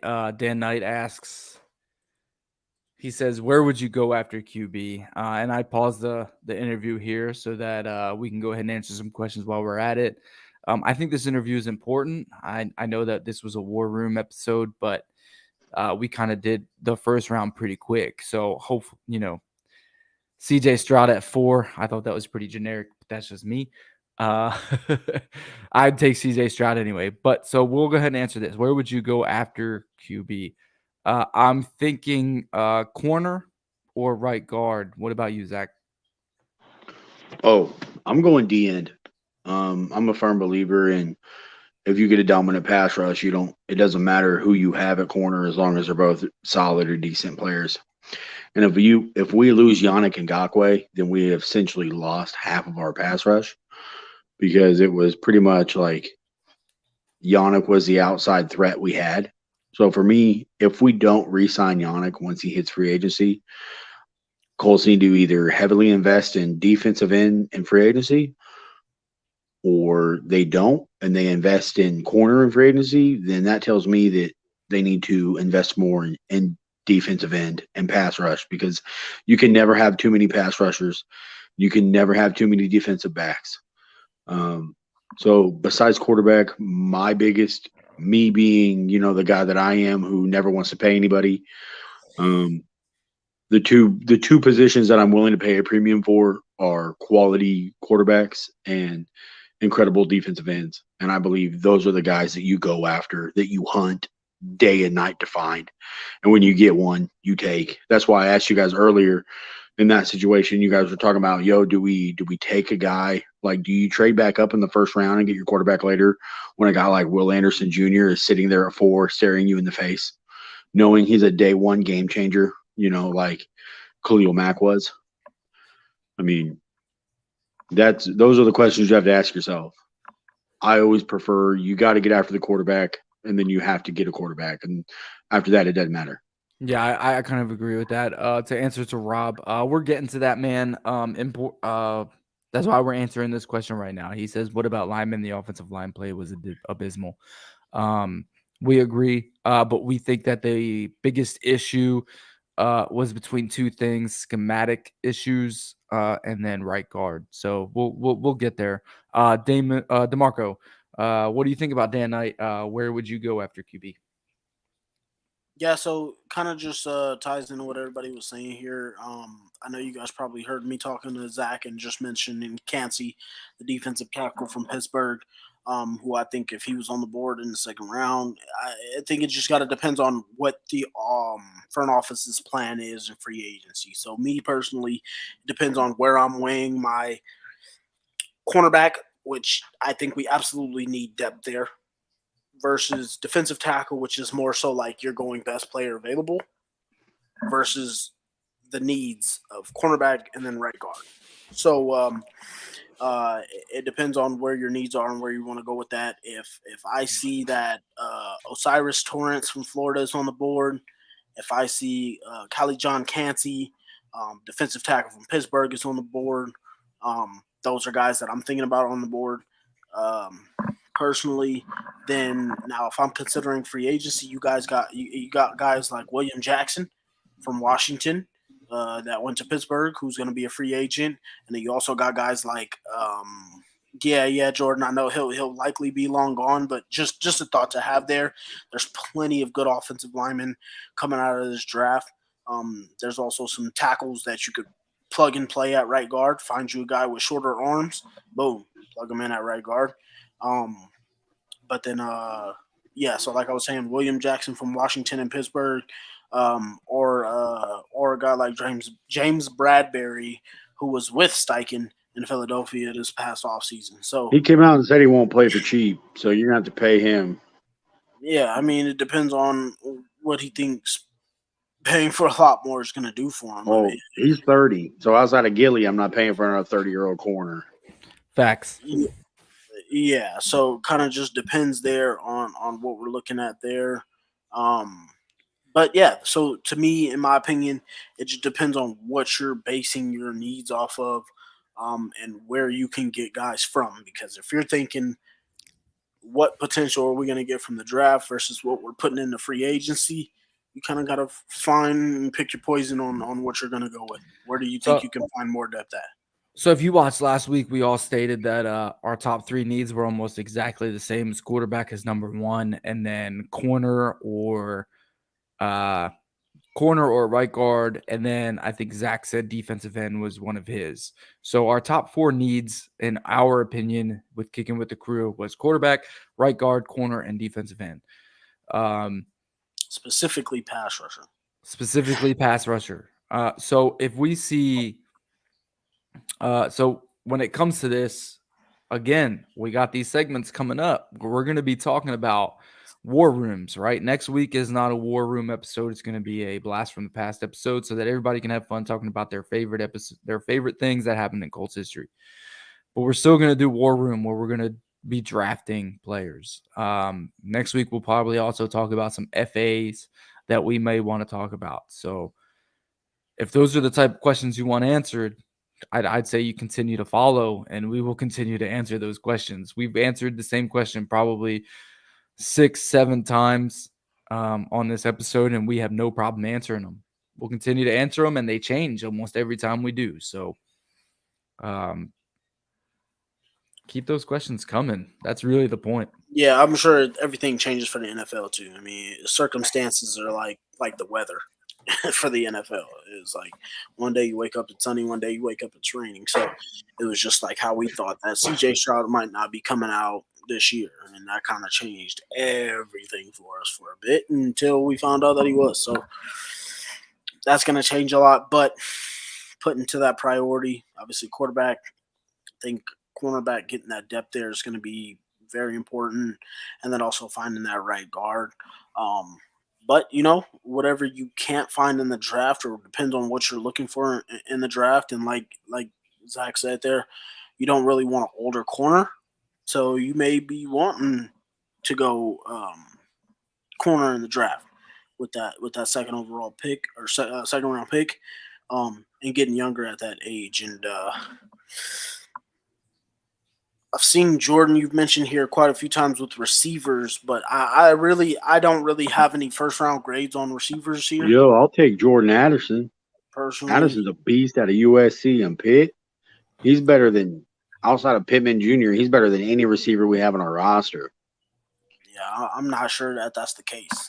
Even Todd McShay graded him, and Todd McShay he had Quentin Johnson out of TCU rated higher. Most inconsistent wide receiver in college football. Exactly. So I'm not jumping the gun on any receiver. That's just I'm gonna say this, unless it's Zay Flowers. We talked about this earlier. I think we need to go ahead and sign Paris Campbell, and I think it's going to be a 1-year deal. I think that's what we need to offer him. And I think if I'm in Paris Campbell's agent, I'm accepting that 1-year deal. Why? Because I think that it's the most upside contract for him. Because if anything right now, the most average receiver contract for his position is, what was it? 2.48 million a year for 3 years. And I don't think that right now he's earned that. I understand that he had finally his fully healthy season. I think if I'm him, I'm taking a 1-year, $3 million deal. And I'm going to have my breakout season with a quarterback who's going to use me more than what Matt Ryan, Carson Wentz, or Phillip Rivers had tried to use me while I was in. He's shown flashes to be a top receiver on this roster, but he'd always gotten hurt. So when it comes to receiver, I think Paris Campbell is one of those guys that we cannot just let run away. We just can't do it. Sign him for that 1-year deal. And then once this season's up, when he proves that he can stay healthy again and be a dominant receiver, which I could have him projected. If we get CJ Stroud, I have him projected at getting 600 to 800 yards this year as a slot receiver or a number 2 receiver. He could end up getting re-signed for a $4 million, $7 to $10 million deal a year. Man, have I told y'all are crazy too high on Paris Campbell? Hell, I'll take Sterling Shepard, whatever his name is, Sterling Shepard, over Paris Campbell tomorrow. You just a Paris Campbell hater because you didn't even think about Sterling Shepard until I named him to you the other day. You're damn right. You're damn right. 100%. 100%. I just don't like Campbell. He can't stay healthy. He did it one good year. I like what Jordan Kibbe says. He says, "I believe Yannick is getting tagged." I'd be okay with that. Exclusive rights tag. I don't remember not the last time we've used the tag. So to see us use it would be phenomenal. I thought we Franchise used it tag on or a exclusive rights. That's a valid franchise question. tag. Huh? I think it would be crazy for LA to cut Keenan when he's got 1 year left on his contract. You got Franchise tag. franchise, bro. That's like $22 million. I'd take Hey, it. the last time they used a franchise tag, they tagged Pat McAfee. Like that was A it. punter. Yeah. A punter. Yeah. And that wasn't Colts even a big. franchise tag. That was an exclusive rights tag. Yeah. They've only franchise tagged Dwight Freeney one time and Dallas Clark one time and Peyton Manning one time. But they eventually came to deals. So like he didn't even Manning never even took a Dan, snap I underneath agree. it. I want to bet All Peyton Manning. years and next year. I want to bet Peyton Manning's was after his rookie contract. It was right before he signed that 7-year, $293 million deal in like 2004. Yeah, after his rookie contract because he was Yeah. because he got drafted in '98. So Yeah, in like 2004 when he signed that 2-year or that 9-year, $93 million deal, something crazy, however big that contract was at the the time. year he broke the touchdown record. Yeah. Yeah. Yeah, if he would have took some less money, maybe he would have won some more chips. Spend what McAfee- money? Hey, hold on. Dan C. Hagen. I agree with him. What's he mean? Who's he talking He's about? talking about why would y'all want to spend that money on Yannick and Dockway on a franchise tag. I also agree. I'm not giving him a franchise tag. That's too much money for me. I'd rather I'm just gonna- get an outright deal. I'm not franchise tag. I'm going to tag him so I can get outright deal because I don't want to lose him free agency. And No, if I someone lose wants, him. I if don't someone lose wants him. him I that agree. bad, then they can pay for him. Listen. Somebody there. I don't know if you guys have noticed. There's a guy on Twitter. I think he goes by Conspiracy Colts or whatever, or I don't know what his name is. He tried to say that Yannick did not have a good year, that all of his sacks or what pressures were from being handouts. And I think that is the worst take I'd ever seen on Twitter when it came to Yannick. I understand $22 million a year for Yannick is probably a little too much. But when Jordan says here, Yannick gets the franchise and they work a deal out before camp, I agree. think I kind of agree with that. I agree. I disagree there. But here's the thing: if you're saying the franchise tag is 22 mil, and they franchise tag him, but then they sign him before camp, that means that he's not getting paid 22 mil. Yeah, he's not getting paid franchise tag money. It's just an exclusive rights tag. Yeah, but he also has to agree to the deal. So if he don't agree and be like, okay, y'all just gonna be paying me this money for a year. But if you also remember that a lot of these defensive players are big fans of Gus. So if Shane keeps Gus, I have a feeling that Yannick is going to stay. Yeah, but it's between good and Because if you remember, Gus coached Yannick in Jacksonville. Drafted Yannick. I'm all for players. I'm all for players getting their money. If that's the case, if he really loves Gus, then he'll want to stay and work out a deal, regardless of what the case is. It shouldn't take a franchise tag to keep him. If he wants 22 mil, he needs to earn that 22 mil. Time out. Not have half a season. I'm not paying a DN $22 million unless they bring me 22 sacks. TJ Exactly. Okay, so that's my point. He's Right. going to want his money. A DN is going to want to get paid, especially since he's only about to be like 28 years old. Right. He's going to want to get paid before that time's come. So he's not going to care about coaching, none of that love. He's going to go try and find a deal. I'm not giving him the tag to pay him all that money. I'd rather just sign him to a deal like that one that we seen on the thing that was like 4-year, $46 million. That's what I would try and give him. I'm not giving him a franchise tag and guaranteeing top end money for the franchise tag. The franchise tag is not 22 mil for a defensive end. What is it? Hold on, I just pulled it up. A defensive end franchise tag is 17. It's 17. 17. And that's only if you can't come to a deal. That's only like an if you actual can't come agreement. to an agree. then he's playing on that money. If he agrees to a deal beforehand at any time, and that's set in stone, then you can't use a franchise tag again, but you ain't got to pay him $17 million. I mean, that's literally what it's Washington. still right in between where I would But- like to do it, but that's a lot better than. I'll 22. make my point. I don't think we should franchise tag Yannick Ngakoue. I think if there's someone we should franchise tag, I think it's Paris. Huh? I'm not paying Paris fucking. That's top 5 money league. I wouldn't No, it's franchise tag Paris either. Hold on. They take that's the average money of the top 5 receivers in the NFL. No way. That's That should 19 be- mil. No, it's not. It should be like That's not top 15. 5 anywhere. It should be 15 million, I think. It's 19. I got it on my phone right now. Yeah, no, I'm not tagging Paris either. Then there's no one we're tagging this offseason, Yeah, to be completely honest. Exactly. I wouldn't want to tag anybody. Now, if we did have to tag somebody, and like you guys said, it's that 17 million for Yannick, then I could, I wouldn't necessarily hate that move. But me personally, I think you should try and get him signed up for somewhere in between 12 and 16. But it just be it's Now, tough. are you talking like a non-exclusive tag where like he can't agree to anybody and he can only sign with you, and if he doesn't sign with you, then he plays? Or are you talking like a legit franchise tag, like legit? No, they were talking about Legit the franchise tag, and I'm not doing it because of the Oh. fact that look at how many times he's been traded. Like it's just to me, I'd rather let him go see what other teams will offer him, and then you come back and we sit down and we get you a deal done. I want to agree with Dan Knight here. He says Isaiah Rodgers needs to be a starter this year. I think we all were saying that since about week 2 of this season. We agree 100%. We are right now trying to actually get Isaiah Rodgers on this show. I just keep tagging him in everything because I'm trying to get him on here. He's reacted to multiple of our posts, so he sees that we're here, and we're just trying to get him on. I think it would be fun to have.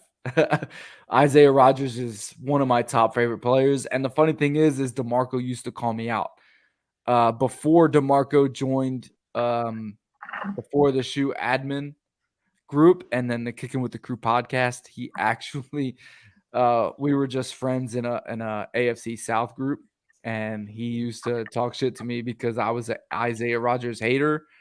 Because he was always like, start Isaiah Rodgers at corner. And I was like, bro, dude's just a special teams. Like, leave him alone. And he used to be, nah, watch him, bro. Watch him. So DeMarco's huge on Isaiah Rodgers. Him and Paris Campbell have been two of my guys that I've been big on. Yeah, I'm not a fan of Paris.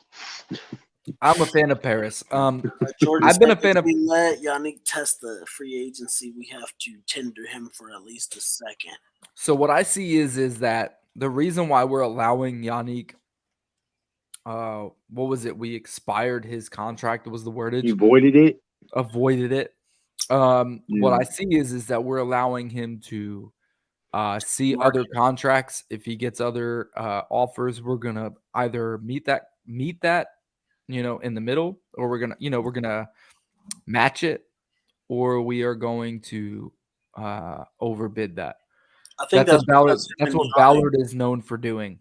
I was just about to say because Ballard pays his own homegrown guys, and I think this is the conflict that they might be having. Is Ballard is saying, "Hey, look, we see you at pretty much the market that I'm thinking of, the 12 to 16," and Yannick is probably thinking, like, "Hey, look, man, I've been an 8-year-plus sack guy for my entire career, and somebody else will pay me this, or his agent is saying that will pay me X amount," and so he wants to see his market. But just me, I just think to me, my thing about Yannick is I love how he ended up showing up in some of the games later on in the season.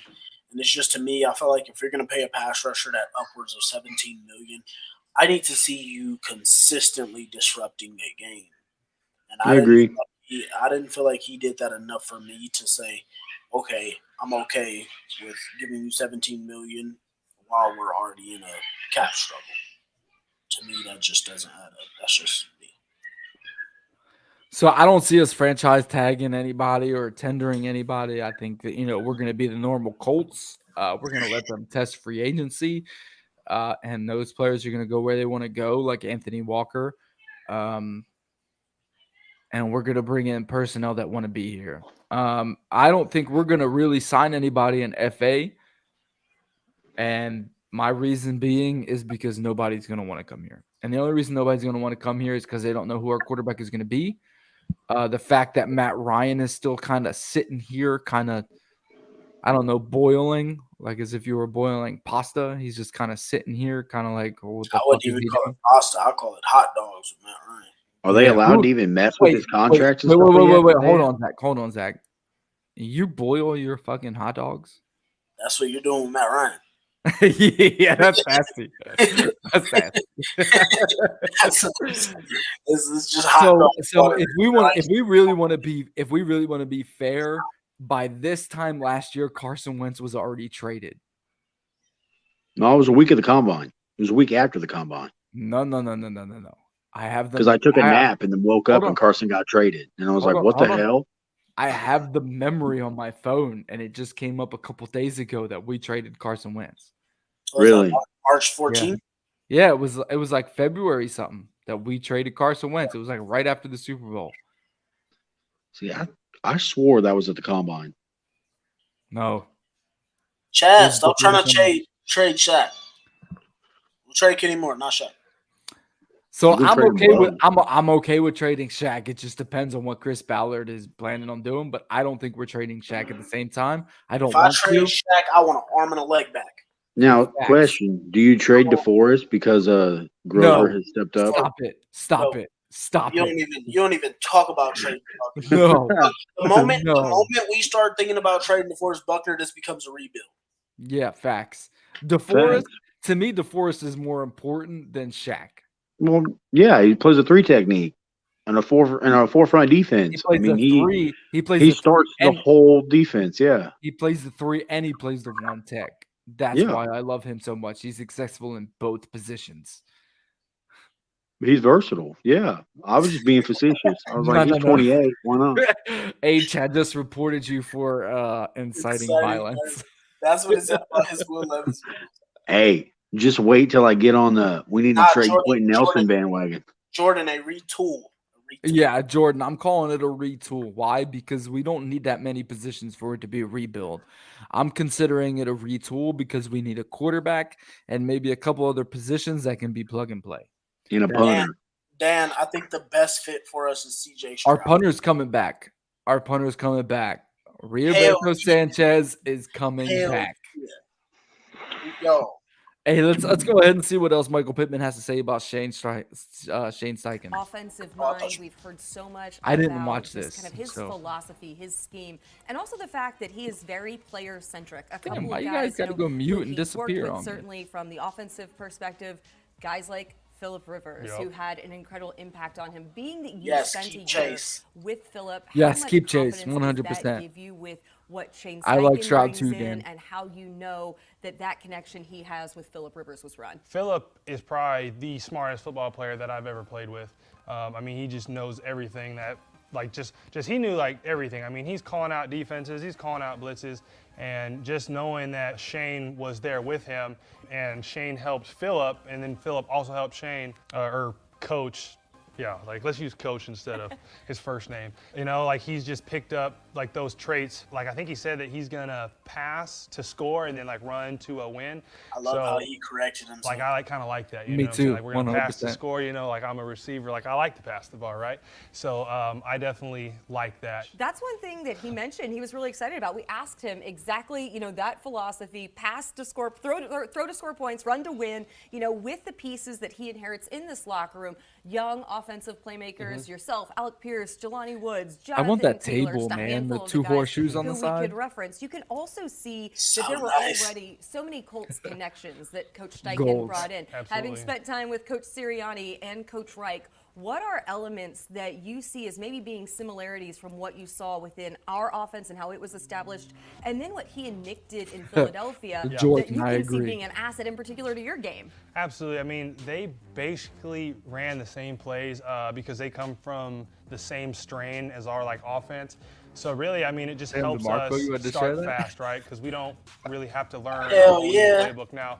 There might be a couple small things, but I mean, I think that we should be able to pick up and like play fast, and we will really see that transition during a camp. So. Which will help us start fast, and then hopefully we start the season fast, and everything just takes off from there.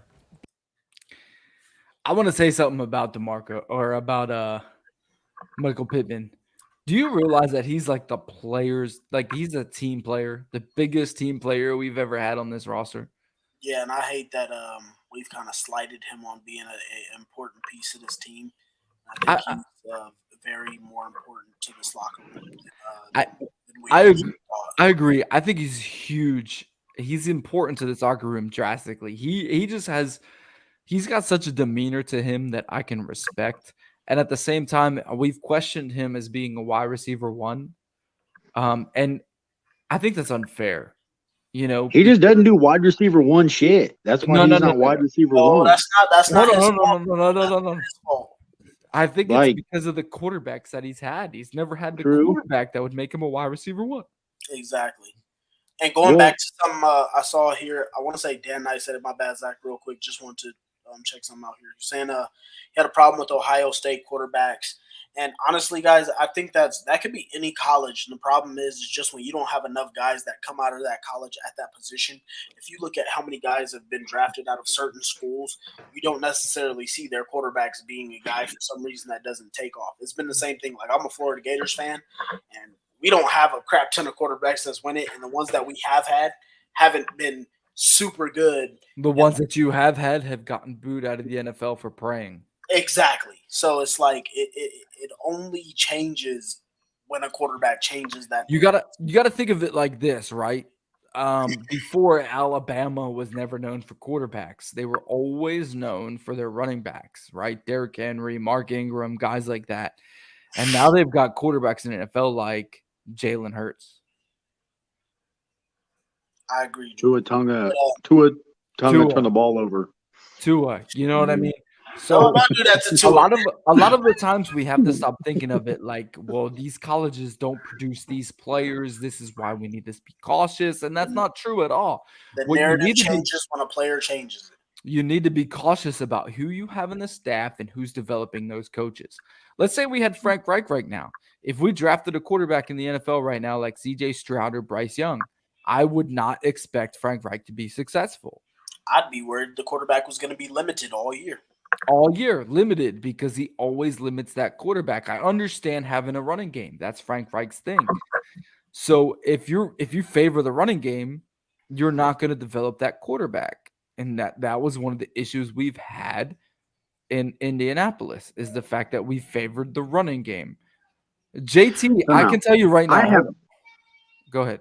Go ahead. I was going to say this. JT, I expect him not to win the rushing title this year.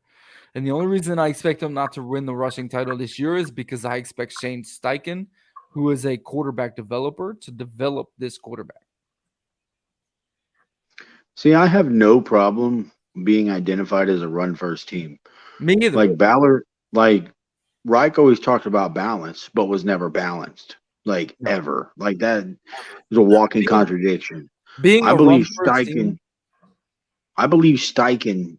We can be the best running back. We can be the best running team in the league, and I believe we arguably will have one of the. I'm not going to say JT will win a rushing title because I think that's ridiculous. He's already. We can have one, right? We can have a top 3 running back in the league with the number 1 overall rushing team, and still have balance, because I mean that's what Philly had all year. So here's that my offense was RPO slant. Here's my only rebuttal to you, Zach. You said that you think it'd be ridiculous that Jonathan Taylor wins a rushing title, but he already won a rushing title with Phillip Rivers as quarterback, or Carson Wentz as quarterback. True. So, but I truly believe he hurt himself doing so, and I don't know if he's going to be used in that same way. I think he will be. I think he'll be used the same way that Miles Sanders was used. But here's the thing. The same way that Miles Sanders and number 14, I can't remember his name. Kenneth Gainwell. Him. he will be used in that same way if we draft a guy like CJ Stroud. And in that aspect, I think that Jonathan Taylor is going to win the rushing title again. You think he's going to get that many touches? I think he will. He doesn't even need that many touches. The problem was Frank Wright was inconsistent with his touches, and then you also had the threat of Carson Wentz actually throwing the ball over your head, which no team had to worry about this year. Do you know who the number one rushing team was in football this year? The Philadelphia Eagles. Philadelphia Eagles. So if you put Jonathan Taylor in that equation, Jonathan Taylor would have had 2,000 yards. Right. Jonathan Taylor's going to win the rushing title if Shane brings that style offense here. Right? Right. And then he's going to use the deep pass, which is going to favor Michael Pittman, Alec Pierce, and those guys. But that's where I beg to differ, because I don't think Pittman has the speed to stretch it downfield like, Jamar Chase, like Pierce, like those guys that go deep. That's why I say like Pittman's not a one receiver in me, because he doesn't take a safety with him. To be a true one, you got to take coverage. Hold on. Here's my argument. Here's my argument. Because Michael Pittman, you don't need speed to be the guy that takes the safety with him. Nope. All you need is the ability to win the line of scrimmage. Yeah, but I don't want teams playing zone either and just doing what they did with Frank, pack the middle. But they're not going to. They're not going to. You need some speed. You're not going to be able to do that if your quarterback is immobile with no arm. You know why you did that with Matt Ryan? Because Matt Ryan had to step into the pocket. Matt Ryan couldn't run. He couldn't escape the pressure. He had to step up to throw the ball 10 yards. Perfect examples right there. What Jordan Kibbe said. Hopkins isn't a burner, but brings a safety because Well, Hopkins is elite, 6'5", has crazy hands. No, he's not. Hopkins is a whole different breed.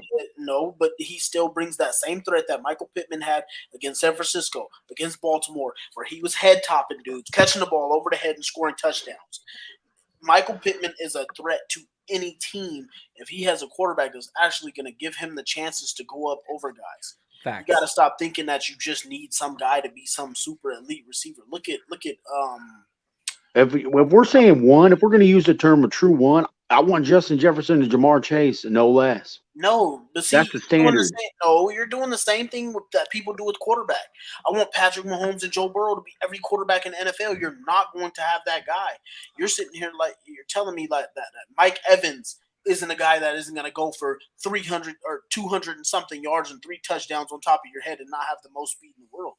You can still be elite with that guy. Listen. Let's talk about this, right? 2 years ago, we said Michael Pittman Jr. was a number one wide receiver. Why? Because Phillip Rivers, right? And then Carson Wentz kind of struggled, and then Matt Ryan kind of struggled, and then all of a sudden, Michael Pittman isn't a wide receiver one. So realistically, if we look at it, the ones who struggled was the quarterback. Well, the other way around. His rookie year, he had the injury and then put up 500 yards. Came back the next year, put up over 1,000 with Carson, and it was okay. He proved he can be a number one. And then this season, still had 900 yards, still had I think 5 touchdowns.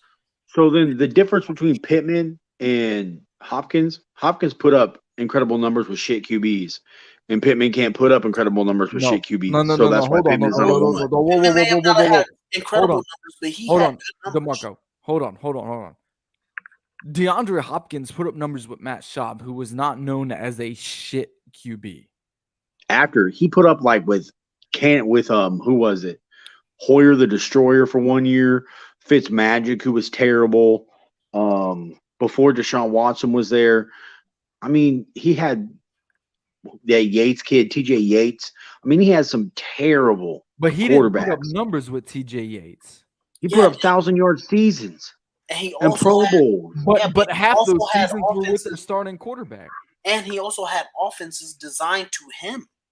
Yeah. This offense has been designed to JT. The Houston didn't have anything. They were dropping back with guys who were trash and throwing the ball 40 times a game because they didn't have nothing else. Where do you think Arian Foster disappeared to?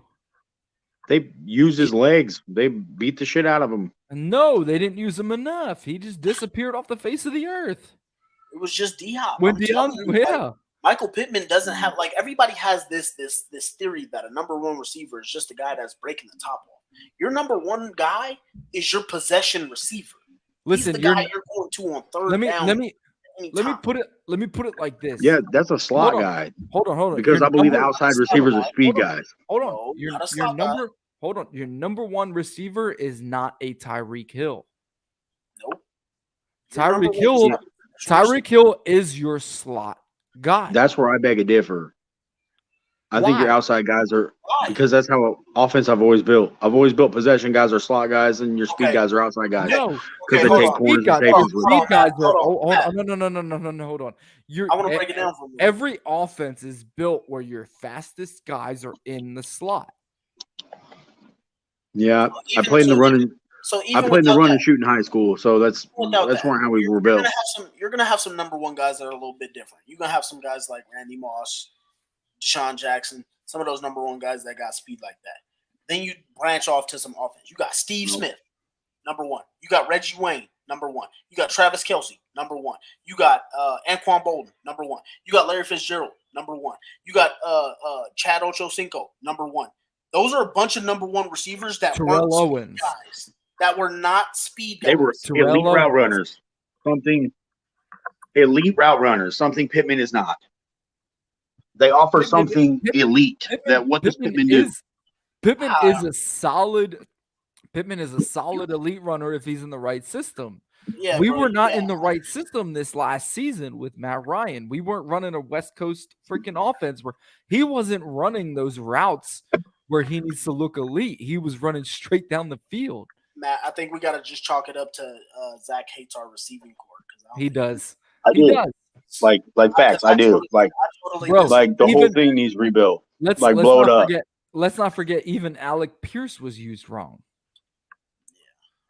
What? I think depending on who you build your offense around, a guy is going to look more like a number one. Facts. Like, let's go ahead. and Today's NFL is all about speed, and I think that's what the Colts lack. They lack so much of it. Even though Parrish Campbell finished number one in the miles per hour. That's fine. That's great, but can he stay on the field? He did this year. He did this year.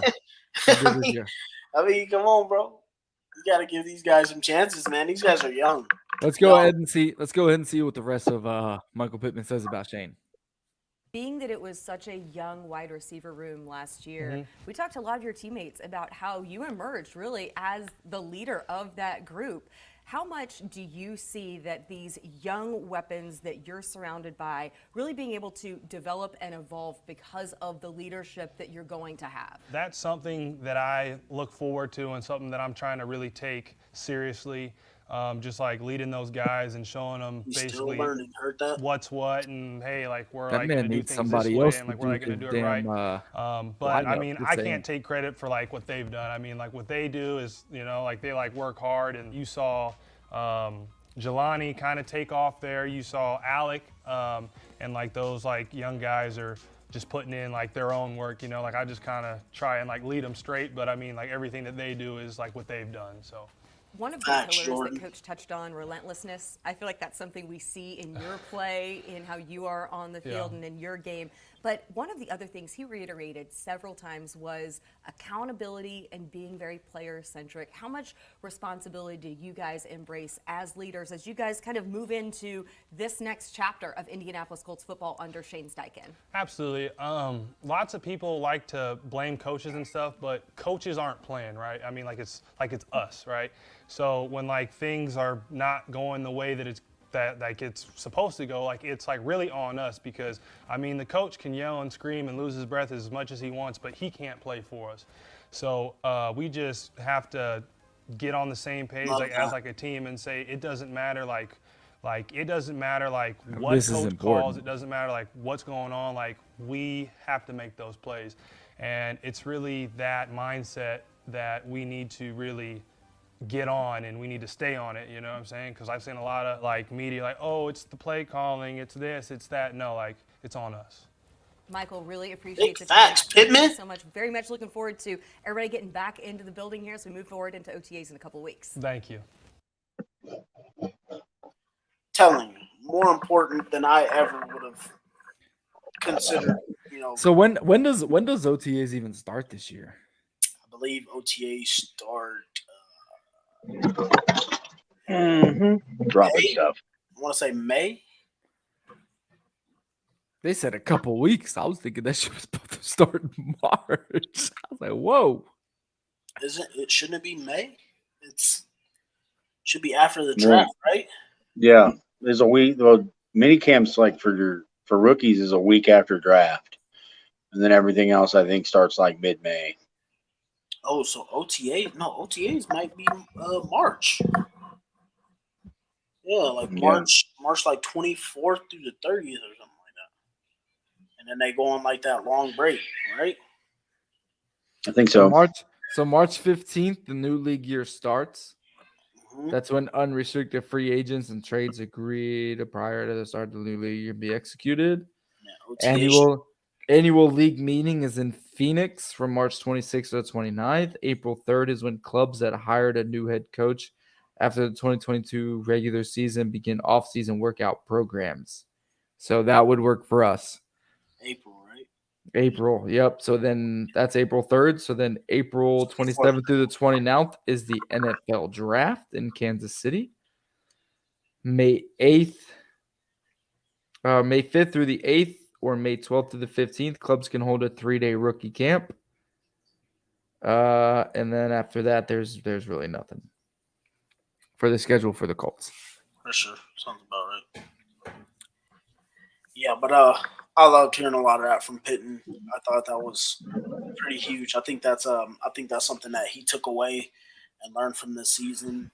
That he's probably going to need to step up more and be more of a vocal leader to not allow a lot of the stuff that went on this season. Because just like he said, like a lot of people blame coaches and stuff, but players got to go out and play at the end of the day. I thought that was pretty big. Yeah, I mean that's how it always is, man. I mean, you can always blame coaches as you want, but at the same time, these players, they got to go out and play. It's as simple as it is. I mean, the coaches, they create the game plan, they create the scheme, they create, play designs, and you just have to go out and execute. And but that's the frank answer. And at the same time, Michael Pittman at that same time was being kind of passive aggressive or passive, in my opinion. I think at the same time, for the last 5 years, Frank is just too passive for this team. Too nice. Hey, I got to work in the morning, so I'm going to get off here. I know this is terrible to say, but y'all have fun. But yeah, I got to work at 4 a.m, so I got to get some sleep. I didn't even realize we were on here for 2 hours. Yeah, man, we're going. We've been going hard and heavy.